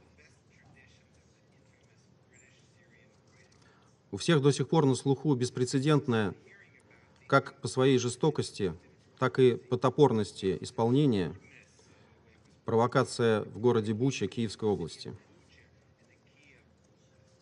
Ее пока еще продвигают в качестве якобы совершенного российской армией преступления. Несмотря на неопровержимые свидетельства о постановочном характере произошедшего, которые только множатся. Не буду останавливаться на деталях. Об основных из них мы подробно информировали Совет Безопасности в прошлый вторник. После того, как британское председательство в нарушении базовых правил процедуры Совета сделало все, чтобы не допустить проведения отдельного заседания по этой провокации. Скажу только, что при тщательном анализе действий укронацистов сложно избавиться от дежавю. В 1944 году идейные учителя киевских радикалов, действуя в лучших традициях главного гитлеровского пропагандиста Геббельса, устроили провокацию с якобы зверски убитыми красноармейцами в деревне Немерсдорф, Восточной Пруссии, мирными жителями.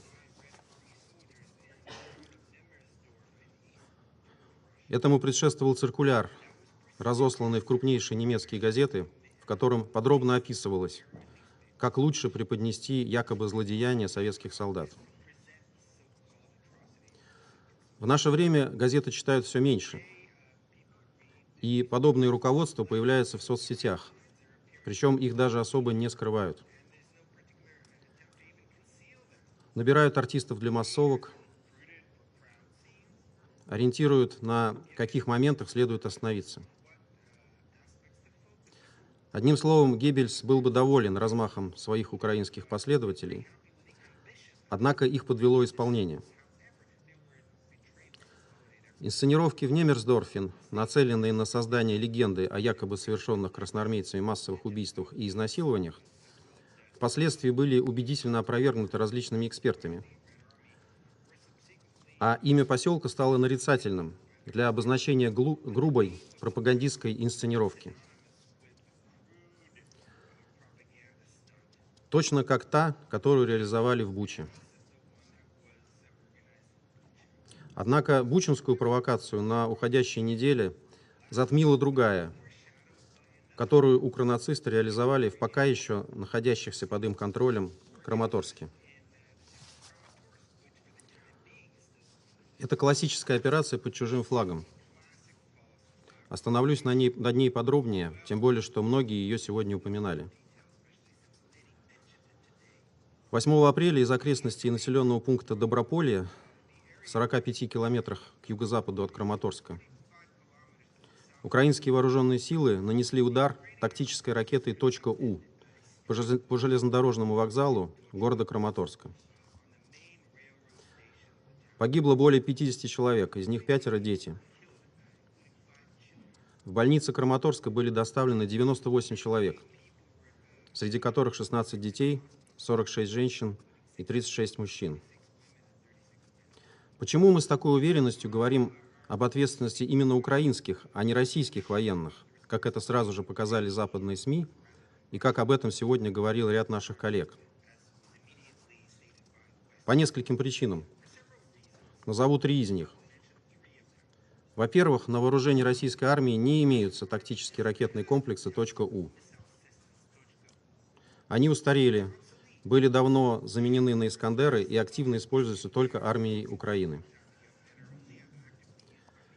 Во-вторых, сделанные по горячим следам еще до прибытия украинских пропагандистов снимки очевидцев позволили безошибочно определить не только тип ракеты, но и направление, откуда она прилетела. И этот район пока удерживается украинскими войсками. Наконец, в-третьих, по тем же снимкам легко идентифицируется номер «У». Она относится к серии Ш-915. Ракетами из этой же серии неоднократно обстреливались мирные города Донбасса. Есть их обломки с соответствующими номерами. Таким же боеприпасом 14 марта 19-я отдельная ракетная бригада ВСУ осуществила ракетный удар по центру Донецка. На месте погиб 21 житель Донецка, 36 ранены. Ужасные кадры этого обстрела западные СМИ до сих пор выдают за обстрел Киева.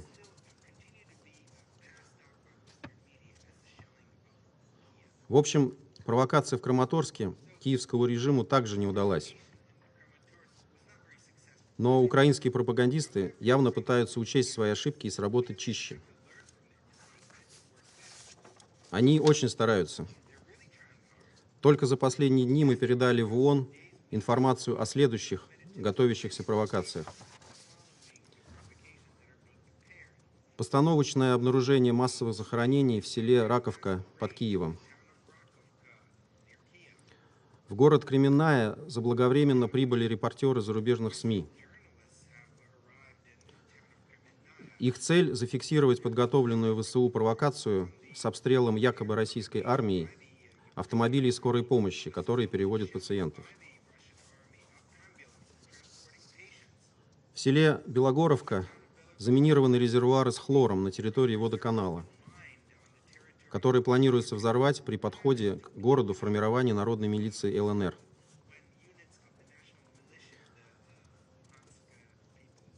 В городе Ирпень Киевской области осуществляется провокация по схеме Бучи-Немерсдорфа. Сотрудники СБУ планируют привезти из морга при городской больнице на улице Полевой в подвал одного из зданий на восточной окраине города тела погибших от обстрелов артиллерии мирных жителей. Затем в Пущеводецком лесном массиве СБУ будет организована постановочная акция со стрельбой и уничтожением якобы российской разведывательной группы, прибывшей в Ирпень для убийства свидетелей якобы военных преступлений России. При этом в качестве бесспорных доказательств в лесу будут представлены тела ранее убитых националистами под пытками пленных российских военнослужащих.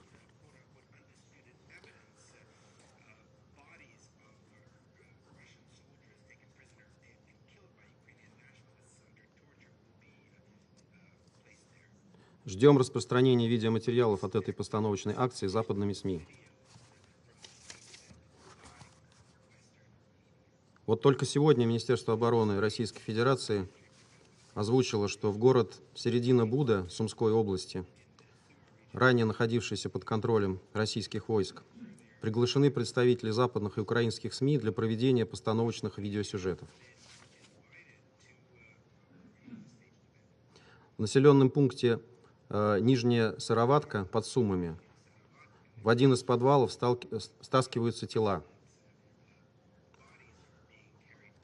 Постановкой сюжета о якобы зверствах российской армии занимаются британские режиссеры.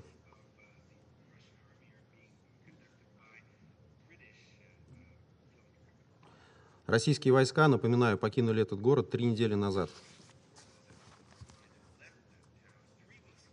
Все эти сообщения поступают нам от жителей, которые находятся в этих местах и которые неравнодушны к целям нашей военной операции. Не могу также не сказать о сообщениях от одесситов, о том, что в городе в большом количестве замечены бойцы ВСУ, переодетые в российскую военную форму.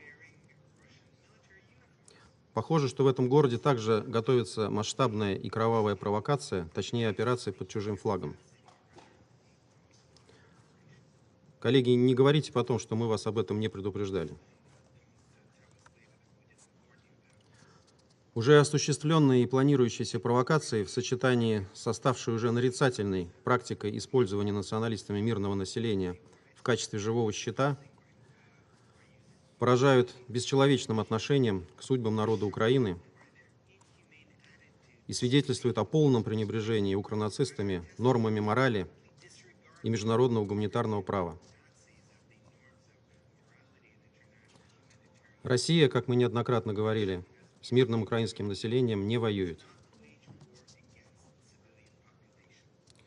Господин председатель, поскольку наше сегодняшнее заседание проходит в том числе по теме «Женщины, мир и безопасность», не могу обойти и этот сюжет. Применительно к Украине он, конечно же, также крайне идеологизирован и пронизан провокациями. Видим четкое стремление представить российских солдат садистами и насильниками. Как и в свое время садистами и насильниками стали пытаться представить советских солдат-победителей во Второй мировой войне. Видим, что не меняются ни цели, ни русофобский заряд, доставшихся Украине по наследству пропагандистских методичек. Действительность, однако, свидетельствует совсем о другом.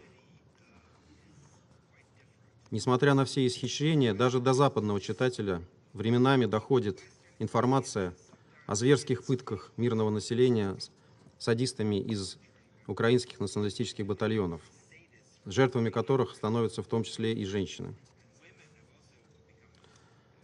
Так, увиденное в здании начальной школы номер 18 города Мариуполя, которая долгое время удерживалась нацистским батальоном Азов, шокировало даже видавших виды военных. На полу в углу подвала тело женщины. Руки отсечены, лицо изуродовано. На животе выжжена свастика. Примечательно, что эти ужасающие и уже публиковавшиеся фотосвидетельства на Украине и на Западе некоторые и сейчас пытаются выдать за преступления российских военных. Господин председатель, украинское общество последовательно обрабатывалось националистами в течение как минимум 8 лет. Поэтому и украинские женщины, к сожалению, порой предстают в довольно странном, я бы даже сказал, диковатом образе. Лучше всего это иллюстрирует патриотический видеоролик, активно распространяемый по соцсетям в последние дни. На нем одна из западноукраинских актрис под патриотические речевки и проклятия в адрес России серпом перерезает горло замученному российскому солдату. Единственное, с чем этот ролик вызывает ассоциации, так это с террористами из ИГИЛ, которые также распространяли видео, на которых они перерезают горло своим жертвам. Печально, что Украина докатилась до подобной безудержной жестокости,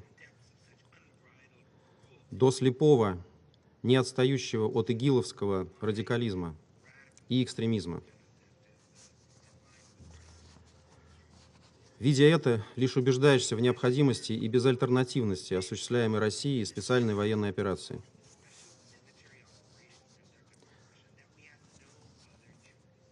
Операции, необходимые ради будущего Украины, а также безопасности не только России, но и всех других соседей Украины. Вряд ли, например, мирные поляки могут чувствовать себя спокойно в условиях, когда устроители Волынской резни, унесшие жизни десятков тысяч их соотечественников в 1943 году,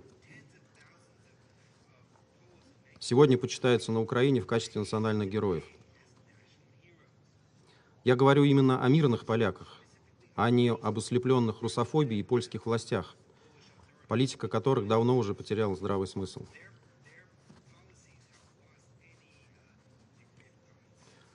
Господин председатель, завершить хотелось бы на более оптимистичной ноте. Есть, разумеется, и другая Украина, получающая благодаря нашей военной операции новый шанс на мирную жизнь и подлинное добрососедство. У этой Украины уже появляются свои символы, в том числе и женщины. Так, мало кого оставил равнодушным широко разошедшийся по соцсетям видеоролик, снятый вошедшими в одно из селений украинскими солдатами.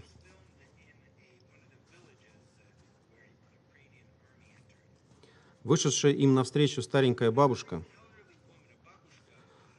ошибочно принимает их за россиян и берет с собой красное советское знамя Победы. Говорит им добрые слова о том, как долго она ждала освобождения.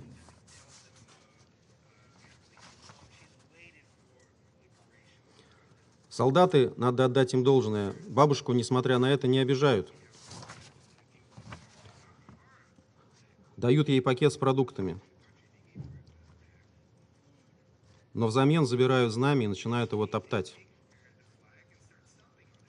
И тогда бабушка, поняв свою ошибку, демонстративно возвращает им продукты и требует вернуть знамя, за которое воевали ее родители. Дальше ролик обрывается. Очень хочется верить, что с бабушкой ничего не случилось. Ведь ее подвиг и смелость уже вдохновили многих. Хочется также верить, что уже совсем скоро она дождется освобождения и сможет без опаски вынести из дома красное знамя и в священный для всех нас День Победы почтить память своих родителей и тех, кто освобождал Украину от нацистов, не боясь при этом, что кто-то будет топтаться на этом знамени. Благодарю за внимание.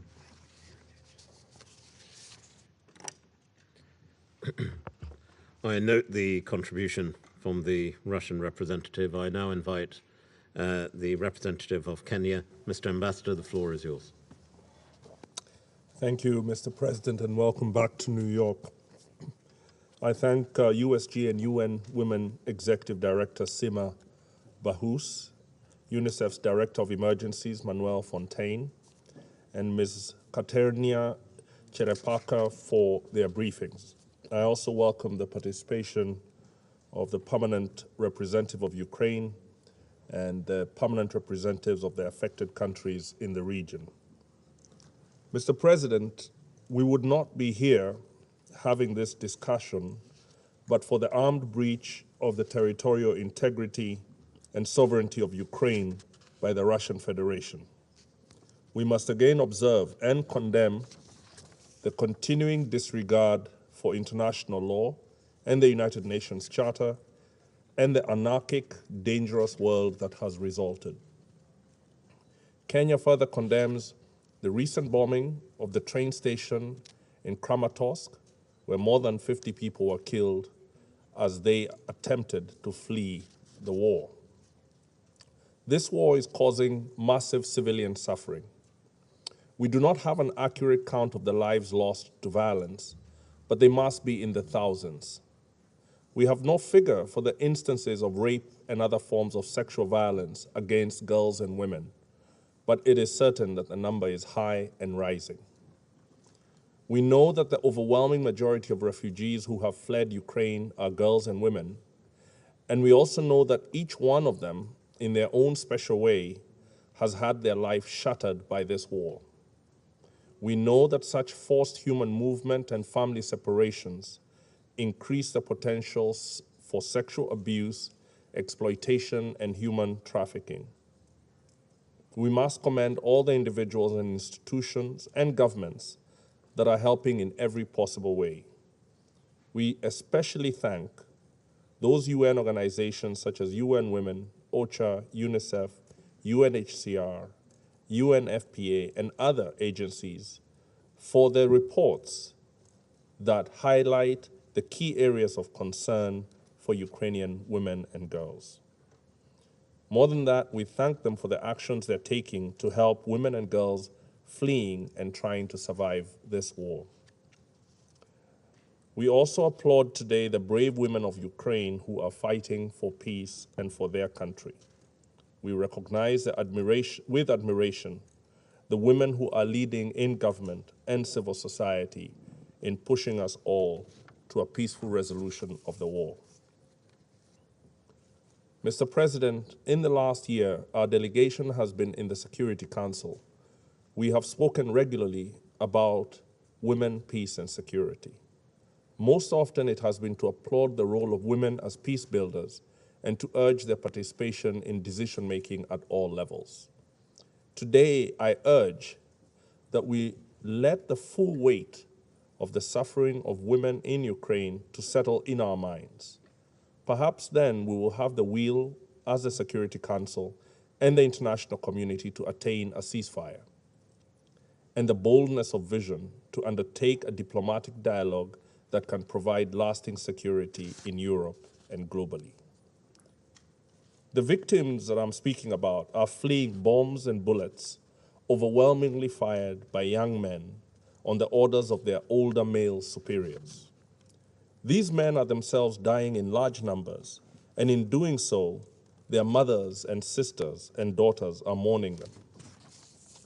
On either side of the violence of this war are women, the ones who are suffering the effects of the war in Ukraine, and the mothers of the soldiers in the Russian Federation who must wait in agony, wondering if their sons will return home or have been involved in attacks on civilians.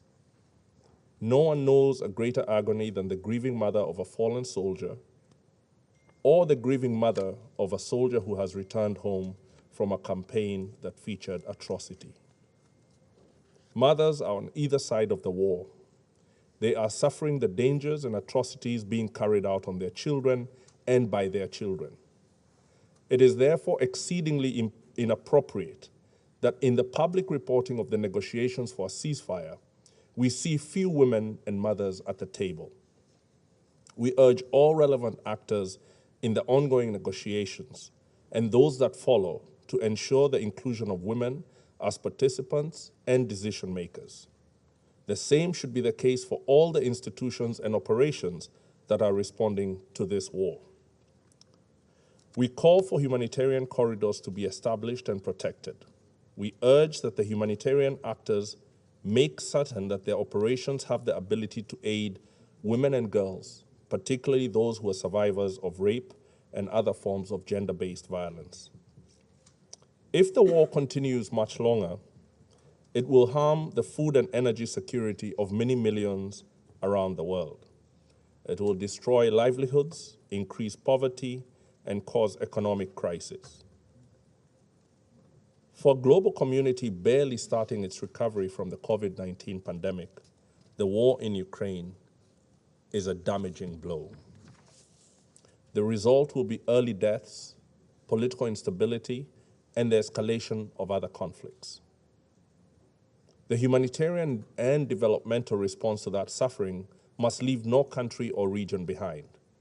In this regard, Kenya continues to urge the Secretary General to rally the United Nations, the major economies, and international financial institutions to design instruments that offer the most vulnerable countries, particularly in the Global South, needed support. Mr. President, I finish by once again reaffirming Kenya's lasting support for the sovereignty, territorial integrity, and political independence of Ukraine. I thank you. I thank the Ambassador for Kenya's statement. I shall now make a statement in my capacity as the representative of the United Kingdom. May I begin, first of all, in joining others in thanking the insightful and expert and deeply thoughtful contributions of our briefers. My thanks go to Sima Bahouse from UN Women, to Mr. Manuel Fontaine from UNICEF, and of course, Ms. Katerina Charapaka gave us a direct insight of the situation on the ground in Ukraine.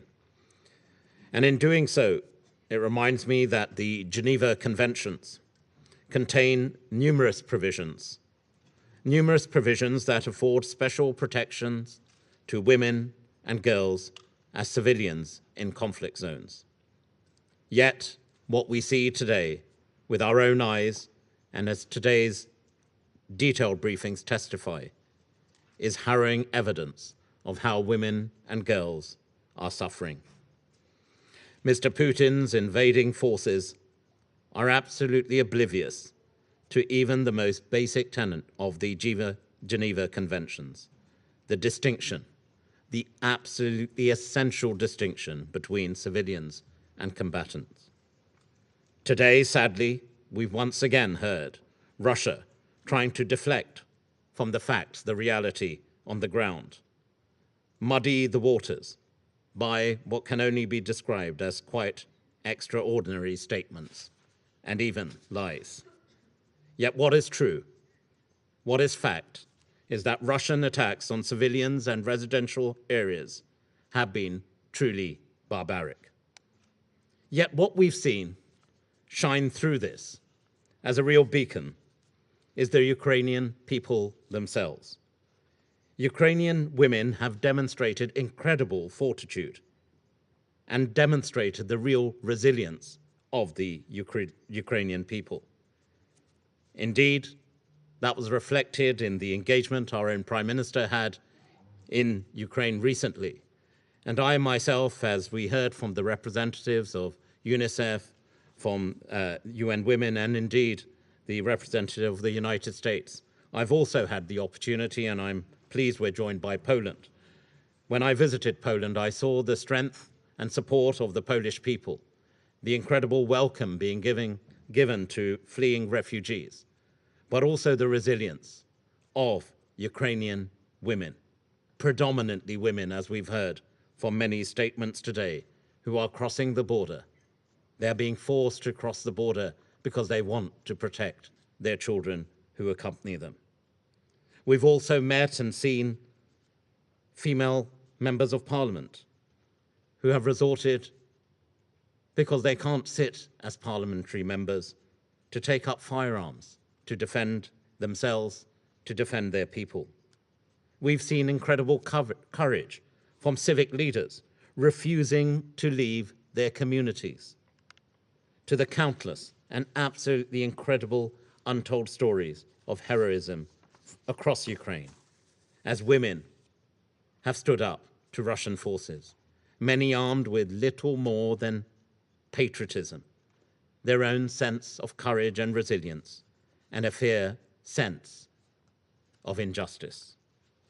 Emerging reports paint a deeply disturbing picture, including alleged rapes and sexual violence within Ukraine's borders. The violence and exploitation does not end there. Beyond the borders, displaced Ukrainian women and girls, as we've heard again today, face heightened risks of trafficking, a point made by UNICEF, and also sexual exploitation by criminal gangs. The mounting evidence of war crimes in Ukraine compels us, surely as the international community, to come together to stand and do more and stand with Ukraine, and stand with those who have faced such unspeakable violence. The vote recently to suspend the Russian Federation from the Human Rights Council was proof of our collective will to do just that. We must now work ceaselessly to investigate these crimes and to hold Mr. Putin, Russia, and the forces of Russia to account. And that is why the United Kingdom has worked closely with partners to refer this illegal invasion to the International Criminal Court, to establish a commission of inquiry through the Human Rights Council, and to establish an OSCE mission of experts. Ukraine's women, like many women around the world as they continue to do today, help build that open, democratic, free Ukraine, a society that for some reason Mr. Putin fears. And Ukrainian women's participation at all levels, as we heard today from colleagues from Ireland and Kenya, amongst others, will be central if we are to build a sustainable and lasting peace.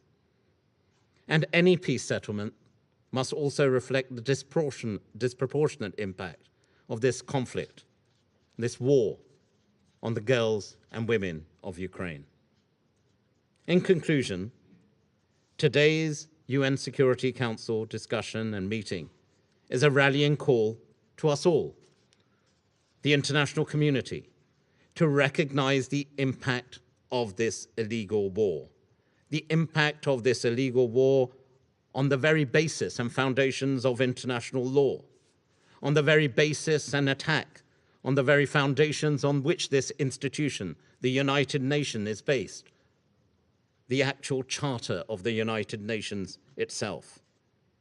And it is an illegal war on the women and children of Ukraine. And ultimately, we must come together and act together to hold Russia to account for these crimes. I now resume my function as President of the Council. Before we go to the countries who are not part of this Council, I've had a request from the representative of Albania, who's asked to take the floor to make a further statement. Mr. Ambassador. Thank you, Mr. President. I listened carefully to the Russian colleague, and I'd just like to highlight three short aspects. First, we do not come here to make propaganda. We all know where the propaganda comes from these days, and it is not certainly from here. Second, what we say here is fact-checked and corroborated. Facts and truth are not for discussion, even when we do not like them. Third, if we are here to talk about these issues, painful ones, it is because of Russia's actions, including this aggression. Continue to claim that there is no war of aggression in Ukraine is equal to continue to claim that the world is flat. We know there are people who believe it, but that doesn't make it true. And finally, the only true threshold here is the appalling degree of unspeakable crimes we are discovering in Ukraine unseen in Europe since decades. And I thank you, Mr. President. Thank you, Mr. Ambassador. I now moved to other contributions, and I now give the floor to the representative of Ukraine. Mr. Ambassador. Thank you, Mr. President.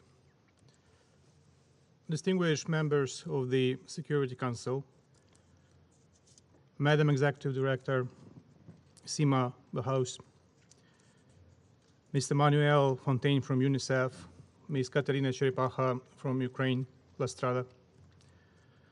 I also recognize a representative of Putin's regime in the permanent seat of the Soviet Union.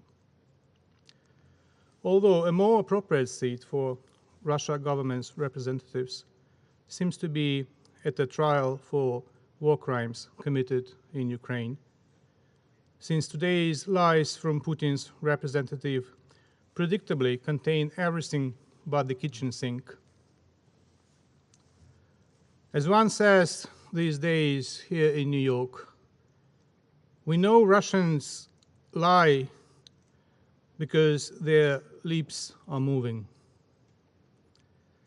There is nothing to write home about, as the Russian comrade hasn't even shown himself out of the chamber after that embarrassment of an intervention. Lights are on, but nobody is home at the Russian mission. Mr. President, George Orwell believed that totalitarianism and the corruption of language were closely connected.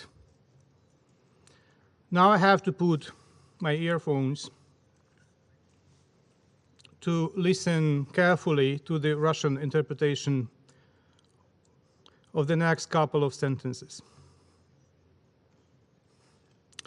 It is an important development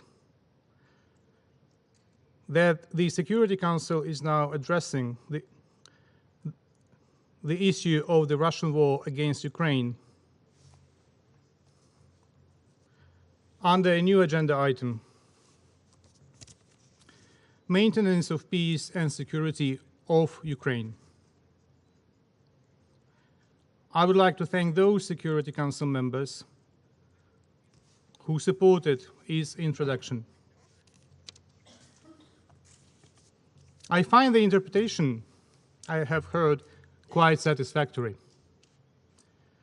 What I find not satisfactory at all is how the Russian diplomat, in his statement upon the approval of the agenda item, used the Russian language to impose a different concept of reality. The agenda item, as approved, reads as follows. Once again, maintenance of peace and security of Ukraine. It is neither on Ukraine, na Ukraine, as the Russian diplomat purposefully manipulated, nor any other linguistic fantasies of the Russian mission. In fact, it's not the first time the Russian mission hopes to avail of the fact that the majority of you do not speak Russian, like it was in the last session of the Security Council when Ambassador Nebenza tried and failed to quote a Russian language interview, rather. The language used for the title is exceptional for conflict-specific issues, which are mostly refer to situations in specific countries or questions concerning them. It is an acknowledgement that peace and security of Ukraine have been violated from abroad, and the Security Council will remain seized of the matter until they are restored. Along with the letter dated 28 February 2014 from the Permanent Representative of Ukraine to the UN addressed to the President of the Security Council concerning the threats to the territorial integrity of Ukraine due to the Russian attempted annexation of Ukraine, the new agenda item will serve as a framework for the Security Council's actions in response to the Russian aggression against Ukraine. We may defeat militarily Russia in Ukraine sooner than we may deoccupy Crimea. That is why I hope, and I'm sure, that the Russian proposal to remove the letter of 2014, that is basically about Crimea, will not be supported by the necessary number of the Security Council members. Mr. President, on the 24th March, an overwhelming majority of the UN member states adopted the General Assembly resolution Humanitarian Consequences of the Aggression against Ukraine. They particularly demanded in that resolution that civilians, including humanitarian personnel, journalists, and persons in vulnerable situations, including women and children, be fully protected. Russia voted against, thus openly showing it considers civilians, including women and children, to be a possible target. Since the beginning of its invasion, this Russian approach has proved to be true almost on a daily basis.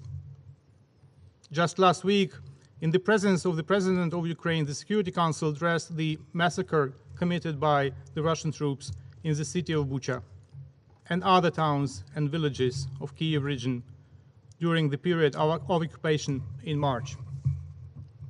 Over the past week, a number of foreign officials, UN representatives, and foreign journalists have attended the crime scenes. Shock and outrage were the main responses of those who saw those killed and tortured, who listened to those raped and robbed. The investigation had just started, but the futility of Russia's shameless attempt to decline responsibility is clear to everyone. Unfortunately, Russia persists in adding newer and newer items to the list of its war crimes and crimes against humanity in Ukraine. On April 8, Russian missiles hit the Kramatorsk railway station, where almost 4,000 civilians, mostly elderly, women and children, were waiting for evacuation trains from the war zone. More than 50 people, including 5 children, were killed. More than 100 were wounded, many of them severely. I will not develop the false theory of Russia that Russia does not possess .U, including because Russia deployed many .U's in the territory of Belarus. It speaks volumes that Russian attempts to conceal the traces following the strike were similar to those Russia had resorted to after shooting down the MH17 flight in 2014. Initial triumphant reports by Russian propaganda, this time about hitting a concentration of Ukrainian troops in the Kramatorsk railway station, were deleted immediately after the information on the real outcomes of the strike appeared. Instead, the regular fake narrative on Ukrainians killing themselves was again activated. It will neither persuade others nor help Russia to escape responsibility. The world's trust in Russia and its diplomats is as dead as a doornail. The investigation will establish all responsible and they will be brought to justice. Dear colleagues, the scope of atrocities that the Ukrainian women and children suffer now has not been seen in the region since the end of the Second World War. Like its Nazi predecessors, Russia has launched a policy of extermination of the entire people. The Russian soldiers have been allowed by their superiors to kill everyone who identifies herself or himself as Ukrainian, regardless of who they are. The very modest, preliminary, and incomplete figures recorded by the OHCHR include 245 women killed as of April 7. The sacks of 831 adults killed is yet unknown. According to our governmental sources, at least 183 children have been killed and 342 wounded.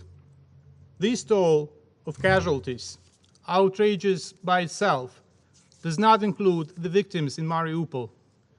It is impossible so far to establish how many women and children have been killed and injured there. In an attempt to cover up the killings of thousands of civilians in this besieged Ukrainian city and to prevent Bucha-like publicity, Russian troops are reported to be deploying mobile crematoriums to burn dead bodies of civilians. Again, the historical associations are easily traceable. The inhuman cruelty of the Russian invaders has turned the lives of millions of Ukrainian women and children into a horrific nightmare. Fleeing from Russian liberators, more than 4.3 million refugees have left Ukraine. 6.5 million people have become internally displaced persons. The overwhelming majority of them are women and children.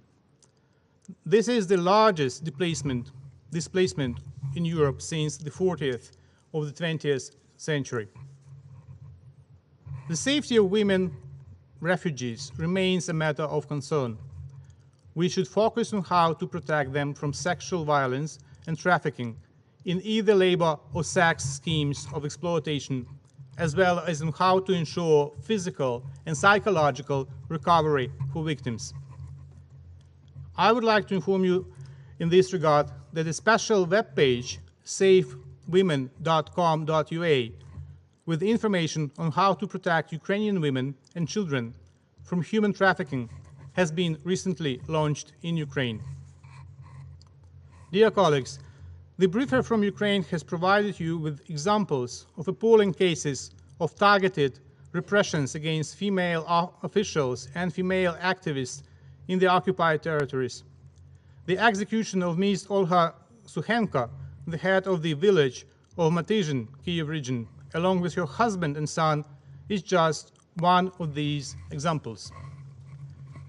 The entire scope of the humanitarian consequences of the occupation of Kyiv, Chernihiv, and Sumy regions has yet to be established. At the same time, the existing data already serves as a reminder of the extreme vulnerability of women and children in a situation of war. The withdrawal of Russian troops has revealed evidence of unimaginable suffering, with killings, unspeakable torture, and sexual violence, including rape and mutilation.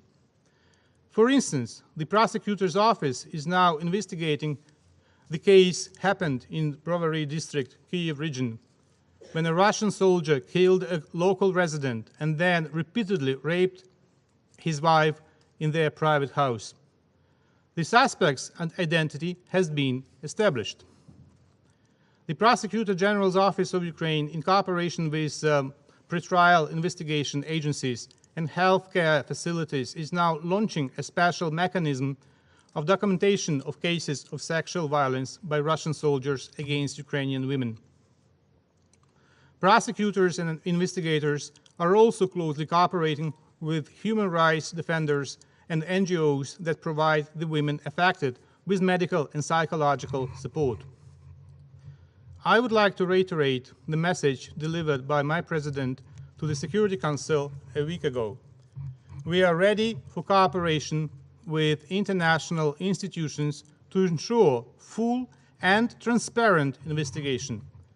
It is also important that the UN bodies, including UN Women and UNICEF, address these issues and ensure full-fledged monitoring of the situation with women and children in the situation of the war of Russia against Ukraine. I would also like to draw the attention of the Security Council to the fact that the invaders have already taken more than 121,000 children out of Ukraine. Moreover, Russia is reported to have drafted a bill to simplify and accelerate the procedure for the adoption of abducted Ukrainian children, both orphans and those who have parents and other relatives. Most of these children were abducted from Mariupol to Donetsk and Russian city of Taganrog. These actions flagrantly violate Article 7 of the UN Convention on the Rights of the Child and Article 49 of the Fourth Geneva Convention. Mr. President, Ukrainian women have always been an indispensable part of the solution of crisis and conflict. The unprovoked and unjustified war waged by Russia has highlighted this role in government, business, and civil society. Since 2014, Ukraine's women have been increasingly engaged in the Women, Peace and Security agenda guided by UN Security Council Resolution 1325 and Ukraine's commitment to a gender equality policy. Ukraine was the first of the world's countries to adopt a national action plan for WPS 1325 under wartime conditions, and Ukraine has now adopted a second national action plan until 2025. Ukraine's female activists have been active in promoting initiatives aimed at supporting the Ukrainian army, strengthening public awareness and preparedness to war-related emergencies. The Ukrainian government and local communities have been working together. The Ministry of Social Policy and the Government Commissioner on Gender Equality Policy have established a network of advisors in all Ukrainian regions to ensure a gender-sensitive response to all situations, including emergencies such as these. Ukraine's women are proactive on all levels of community action: community local governance, local humanitarian responses. Many high government positions are held by women, and they are promoting full accountability for the war crimes being committed now. Ukraine's women have been actively contributing to Ukraine's security as members of the army and law enforcement, as peace builders, human rights and women's rights defenders. They seek meaningful inclusion in all the processes to restore Ukraine's sovereignty and territorial integrity and bring peace back to Ukrainian soil. Mr. President, let me conclude with another letter that was made public in Ukraine several days ago. A 9-year-old boy is writing to his mother on the occasion of the Women's Day. I quote, "Mama, this letter is my gift to you on the Women's Day of the 8th of March. Thank you for the best 9 years of my life. Many thanks for my childhood. You are the best mama in the world. I will never forget you. I wish you good luck in the heavens. I wish you to get to paradise. I will try to behave well to get to paradise too. Kiss you, your Tola." This was a 9-year-old boy from the town of Hostomel, Kiev region, and his mother was killed by Russian soldiers when they tried to escape from the occupied town by car. The boy stayed in the vehicle until local residents were able to rescue him and take him to a shelter. Such letters should not have to be written. If they are, it means that something has gone terribly wrong, including here at the United Nations. It would mean its mechanism of maintaining international peace and security aren't working properly and should be fixed. But could they be fixed while Russia is allowed to use the rights of a permanent member? If we are not able to stop the Kremlin, more and more children will become orphans. More and more mothers will lose their children. Today in Ukraine, tomorrow somewhere else. The Kremlin must be stopped for the sake of future generations, to save them from the scourge of war in Ukraine and throughout the world, as the UN Charter envisages. And I thank you. Thank you, Mr. Ambassador. on behalf of Ukraine. I now invite the representative of Poland to take the floor. Mr. Ambassador. Mr. President, members of the Security Council, Excellencies, I would like to thank the United Kingdom and especially Ambassador Barbara Woodward for organizing this important and timely briefing and for shedding light on the situation of women and girls in Ukraine in the aftermath of Russia's aggression. I would like to thank the excellent briefers for their insights and most importantly, all their work in supporting Ukrainian women and girls. All conflicts and humanitarian crises disproportionately impact women and girls. Not only do they suffer from direct military consequences, but also they are victims of instability, human trafficking, and sexual violence. That's especially true right now in Ukraine, as we heard. Mr. Chair, the number of people who fled Ukraine since Russia's unprovoked and unjustified aggression on February 24th has risen to over 4.5 million. Nearly 2.6 million of those refugees have arrived in Poland.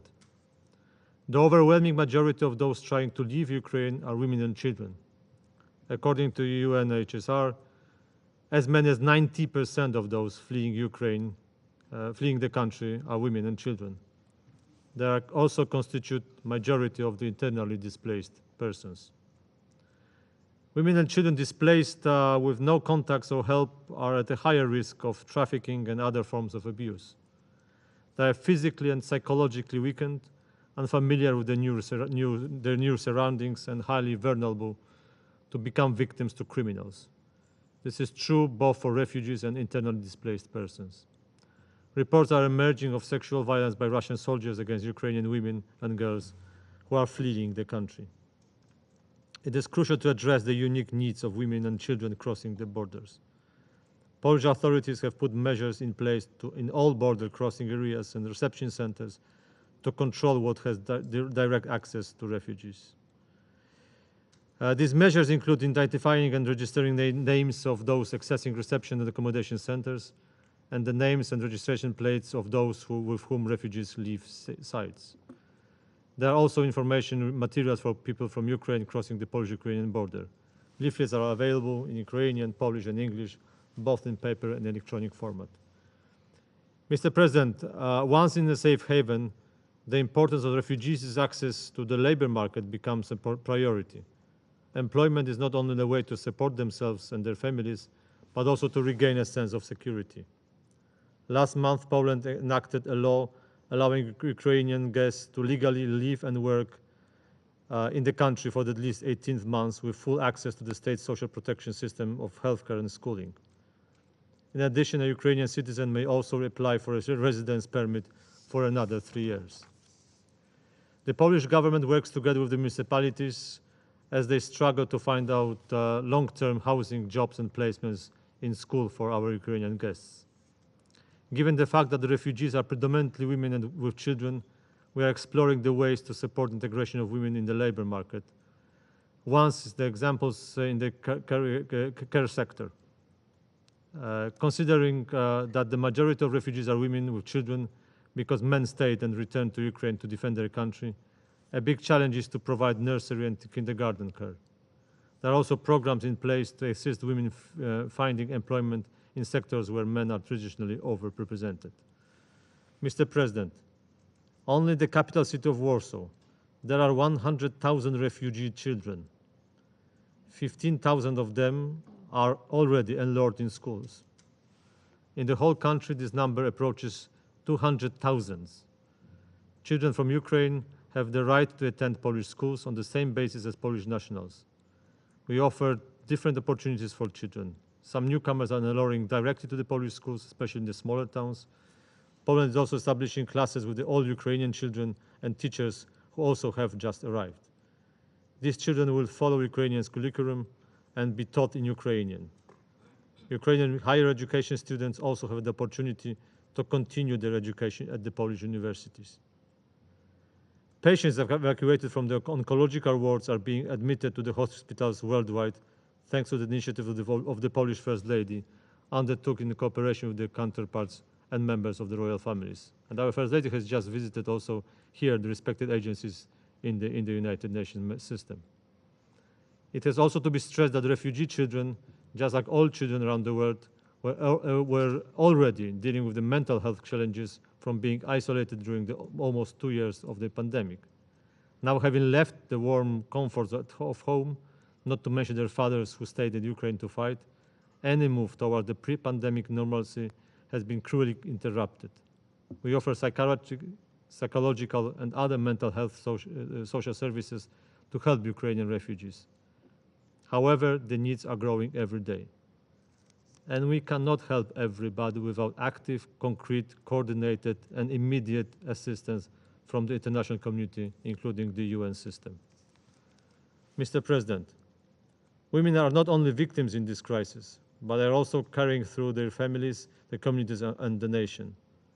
We want to pay a tribute to Ukrainian women who in large numbers have joined the pro-European protest movement, and since then they have played a powerful role in Ukrainian civil society and directed relief efforts. Women-led organizations helped fund and supply the Ukrainian military, provided medical care, food and social services to the large internally displaced populations. Women volunteers are the majority of the humanitarian aid and service providers in Ukraine, often the first on the ground to provide humanitarian assistance and deliver life-saving supplies. I pay tribute to the organization like La Strada Ukraine that we just heard. Ukrainian women represented in their government are playing a key role in developing policies that will be crucial in mitigating the effects of the war in the aftermath of the conflict. So there is the war, but there is also hope and solidarity. In many cases, hope and solidarity have faces of women. Let them prevail. And I thank you. Thank you, Mr. Ambassador, on behalf of the statement from Poland. We're now going to hear from Romania, I believe, next.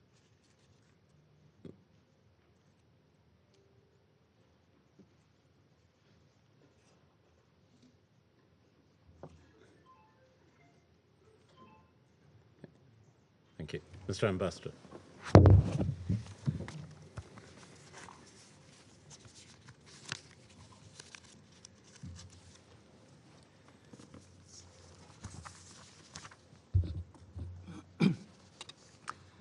Mr. President, Romania welcomes the initiative to hold a meeting dedicated to women's participation to the peace and security of Ukraine. I would first like to thank the briefers for their insightful contributions. At the outset, let me reiterate Romania's strong condemnation of the completely unjustified and unprovoked military attack of the Russian Federation against Ukraine, as well as the reported atrocities committed by the Russian armed forces in a number of occupied Ukrainian towns, now liberated. Romania reiterates its strong support for Ukraine's independence, sovereignty, and territorial integrity within its internationally recognized borders, and remains committed to assisting Ukraine and the Ukrainian people. February 24th, 2022, will remain one of the darkest days in history after the end of the Second World War. This aggression has sparked massive displacement, forcing over 11 million people to flee their homes. Every day, we are witnessing women and children, older persons, and persons with disabilities fleeing their houses, their hometowns, their country, seeking help in neighboring countries. Every day, we hear incredible and tragic life stories, women and children fleeing to save their lives, leaving behind their fathers, husbands, and sons. As we closely monitor the devastation and immense suffering, the international community must also maintain its focus on the continued reports of horrific violations and abuses of human rights. The military actions of the Russian Federation disproportionately affect the most vulnerable. Children continue to be killed, wounded, and deeply traumatized by the violence all around them, while women and girls face an even higher risk of various forms of gender-based violence. Ukrainian women and children crossing international borders are more exposed to the risk of human trafficking, including online. Mr. President, Romania has been in the front line as one of the largest receiving countries for Ukrainians fleeing the terror since the beginning of the war. Alongside its allies and partners, Romania is trying to find the best solutions to help the population in need, be it on the territory of Ukraine or as refugees on Romania's territory. We also support the Republic of Moldova, which is facing a massive influx of Ukrainian refugees. The humanitarian response set up by the government of Romania was structured in 2 stages. The emergency response to the humanitarian crisis, covering the urgent needs at border crossing points, humanitarian transports, and the transport of refugees to temporary accommodation places, and the structural stage of developing protection mechanisms. As we approach the second phase of the intervention, the government has set up 6 working groups that have the role to design inclusion and protection policy measures in the following areas: health, education, labor, housing, vulnerable persons, children, and youth. Each working group develops sectorial action plans in collaboration with experts from the corresponding ministries, UN agencies, and representatives of the civil society. The response to all this human suffering has been swift and all-encompassing.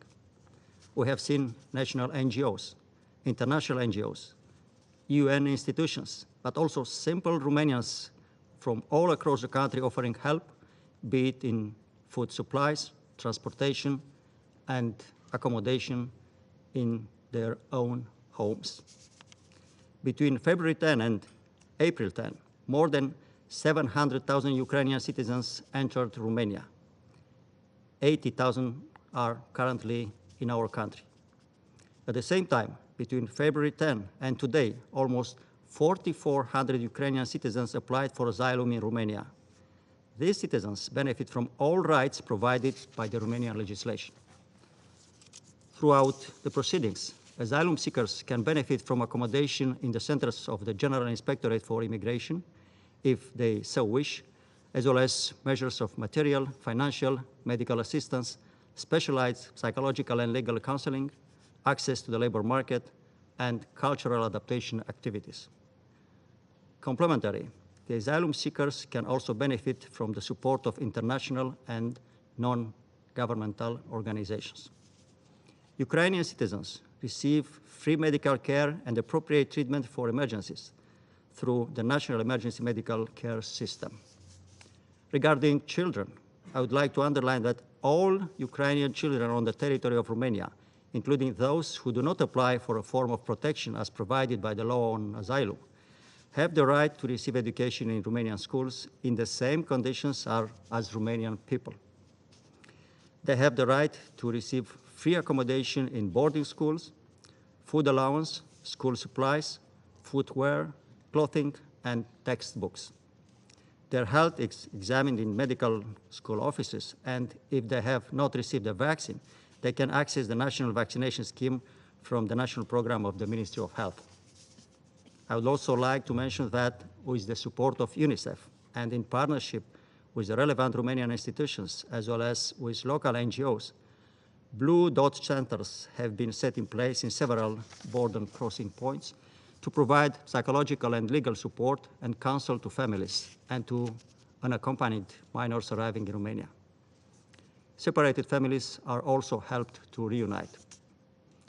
Mr. President, conflicts disproportionately harm women and girls.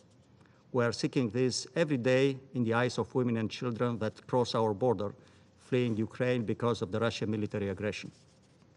We do our best to help them overcome these difficult times and to preserve their dignity. We stand up for our values. We stand united for those who are suffering. I thank you, Mr. President. Thank you, Mr. Ambassador, for Romania's statement. We will now hear from the representative of Germany.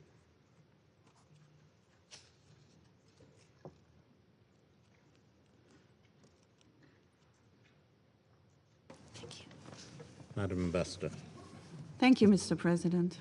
I would also like to thank you for organizing this briefing and Executive Director Sima Bahous of UN Women, as well as Mr. Fontaine from UNICEF and Ms. Sheria Pacha from La Stada International Ukraine for their important contributions to this meeting. The consequences of Russia's aggression against Ukraine on the situation of women and children are nothing but shocking. The horrible pictures from Bucha and Irpin of bodies of civilians lying dead on the streets are engraved in our memory. Among them were the bodies of women and girls who have become victims of sexual violence and rape by Russian soldiers and mercenaries. Some reports suggest that bodies of killed women and girls were burned or run over by the perpetrators trying to cover their deeds. These crimes and other crimes in dozens of Ukrainian cities will not be left unanswered against women and girls, but also against civilians. Germany fully supports the important work of the Human Rights Monitoring Mission in Ukraine, and the UN Human Rights Council has set in place a commission of inquiry that will investigate into these cases and others. We fully support the opening of an independent investigation by ICC prosecutor Karim Khan, and will provide further assistance if needed. Germany will actively contribute to ensuring that perpetrators are brought to justice, and it is important that all accountability mechanisms take into account the gender dimension of the Russian aggression against Ukraine. Like in other conflicts, this war is impacting women and men differently, and it is often those that are already marginalized and face intersecting forms of discrimination who suffer most. We therefore have to ensure that women participate fully, equally, and meaningfully in decisions regarding humanitarian assistance, their refugee situation, as well as peace-building, reconstruction, recovery, and possible post-conflict scenarios, and that all measures are gender-responsive. Russia's aggression has caused one of the worst refugee crises since the Second World War in Europe, and as the vast majority of those fleeing Ukraine are women and children, they are at risk of falling victim to criminal activity, as has been said by many briefers. It is crucial to protect women and children to the best extent possible, and in this regard we commend in particular the work of UNHCR and UNICEF. The disruption of education is a deeply aggravating factor, endangering the well-being of children who often arrive exhausted, traumatized, and malnourished in countries of destination. More than half of Ukraine's children have been displaced due to the war, and additionally more than 750 schools in Ukraine have been damaged since the beginning of the conflict, denying thousands of children access to education. We commend UNICEF's efforts to provide children of families fleeing the violence with education kits and to help repair damaged schools and kindergartens. And we also support the important work of UN Women, Peace and Humanitarian Fund in Ukraine and in Moldova that has been explained by Sima Bahous. To conclude, Germany reiterates its full solidarity with Ukraine, including its sovereignty, territorial integrity, and political independence, and we renew our urgent call on President Putin to stop this war immediately, to end the indescribable human suffering, and to withdraw the Russian troops from Ukrainian territory fully and unconditionally. I thank you, Mr. President. Thank you, Madam Ambassador. And with that, there are no more names inscribed on the list of speakers, and this meeting is now adjourned.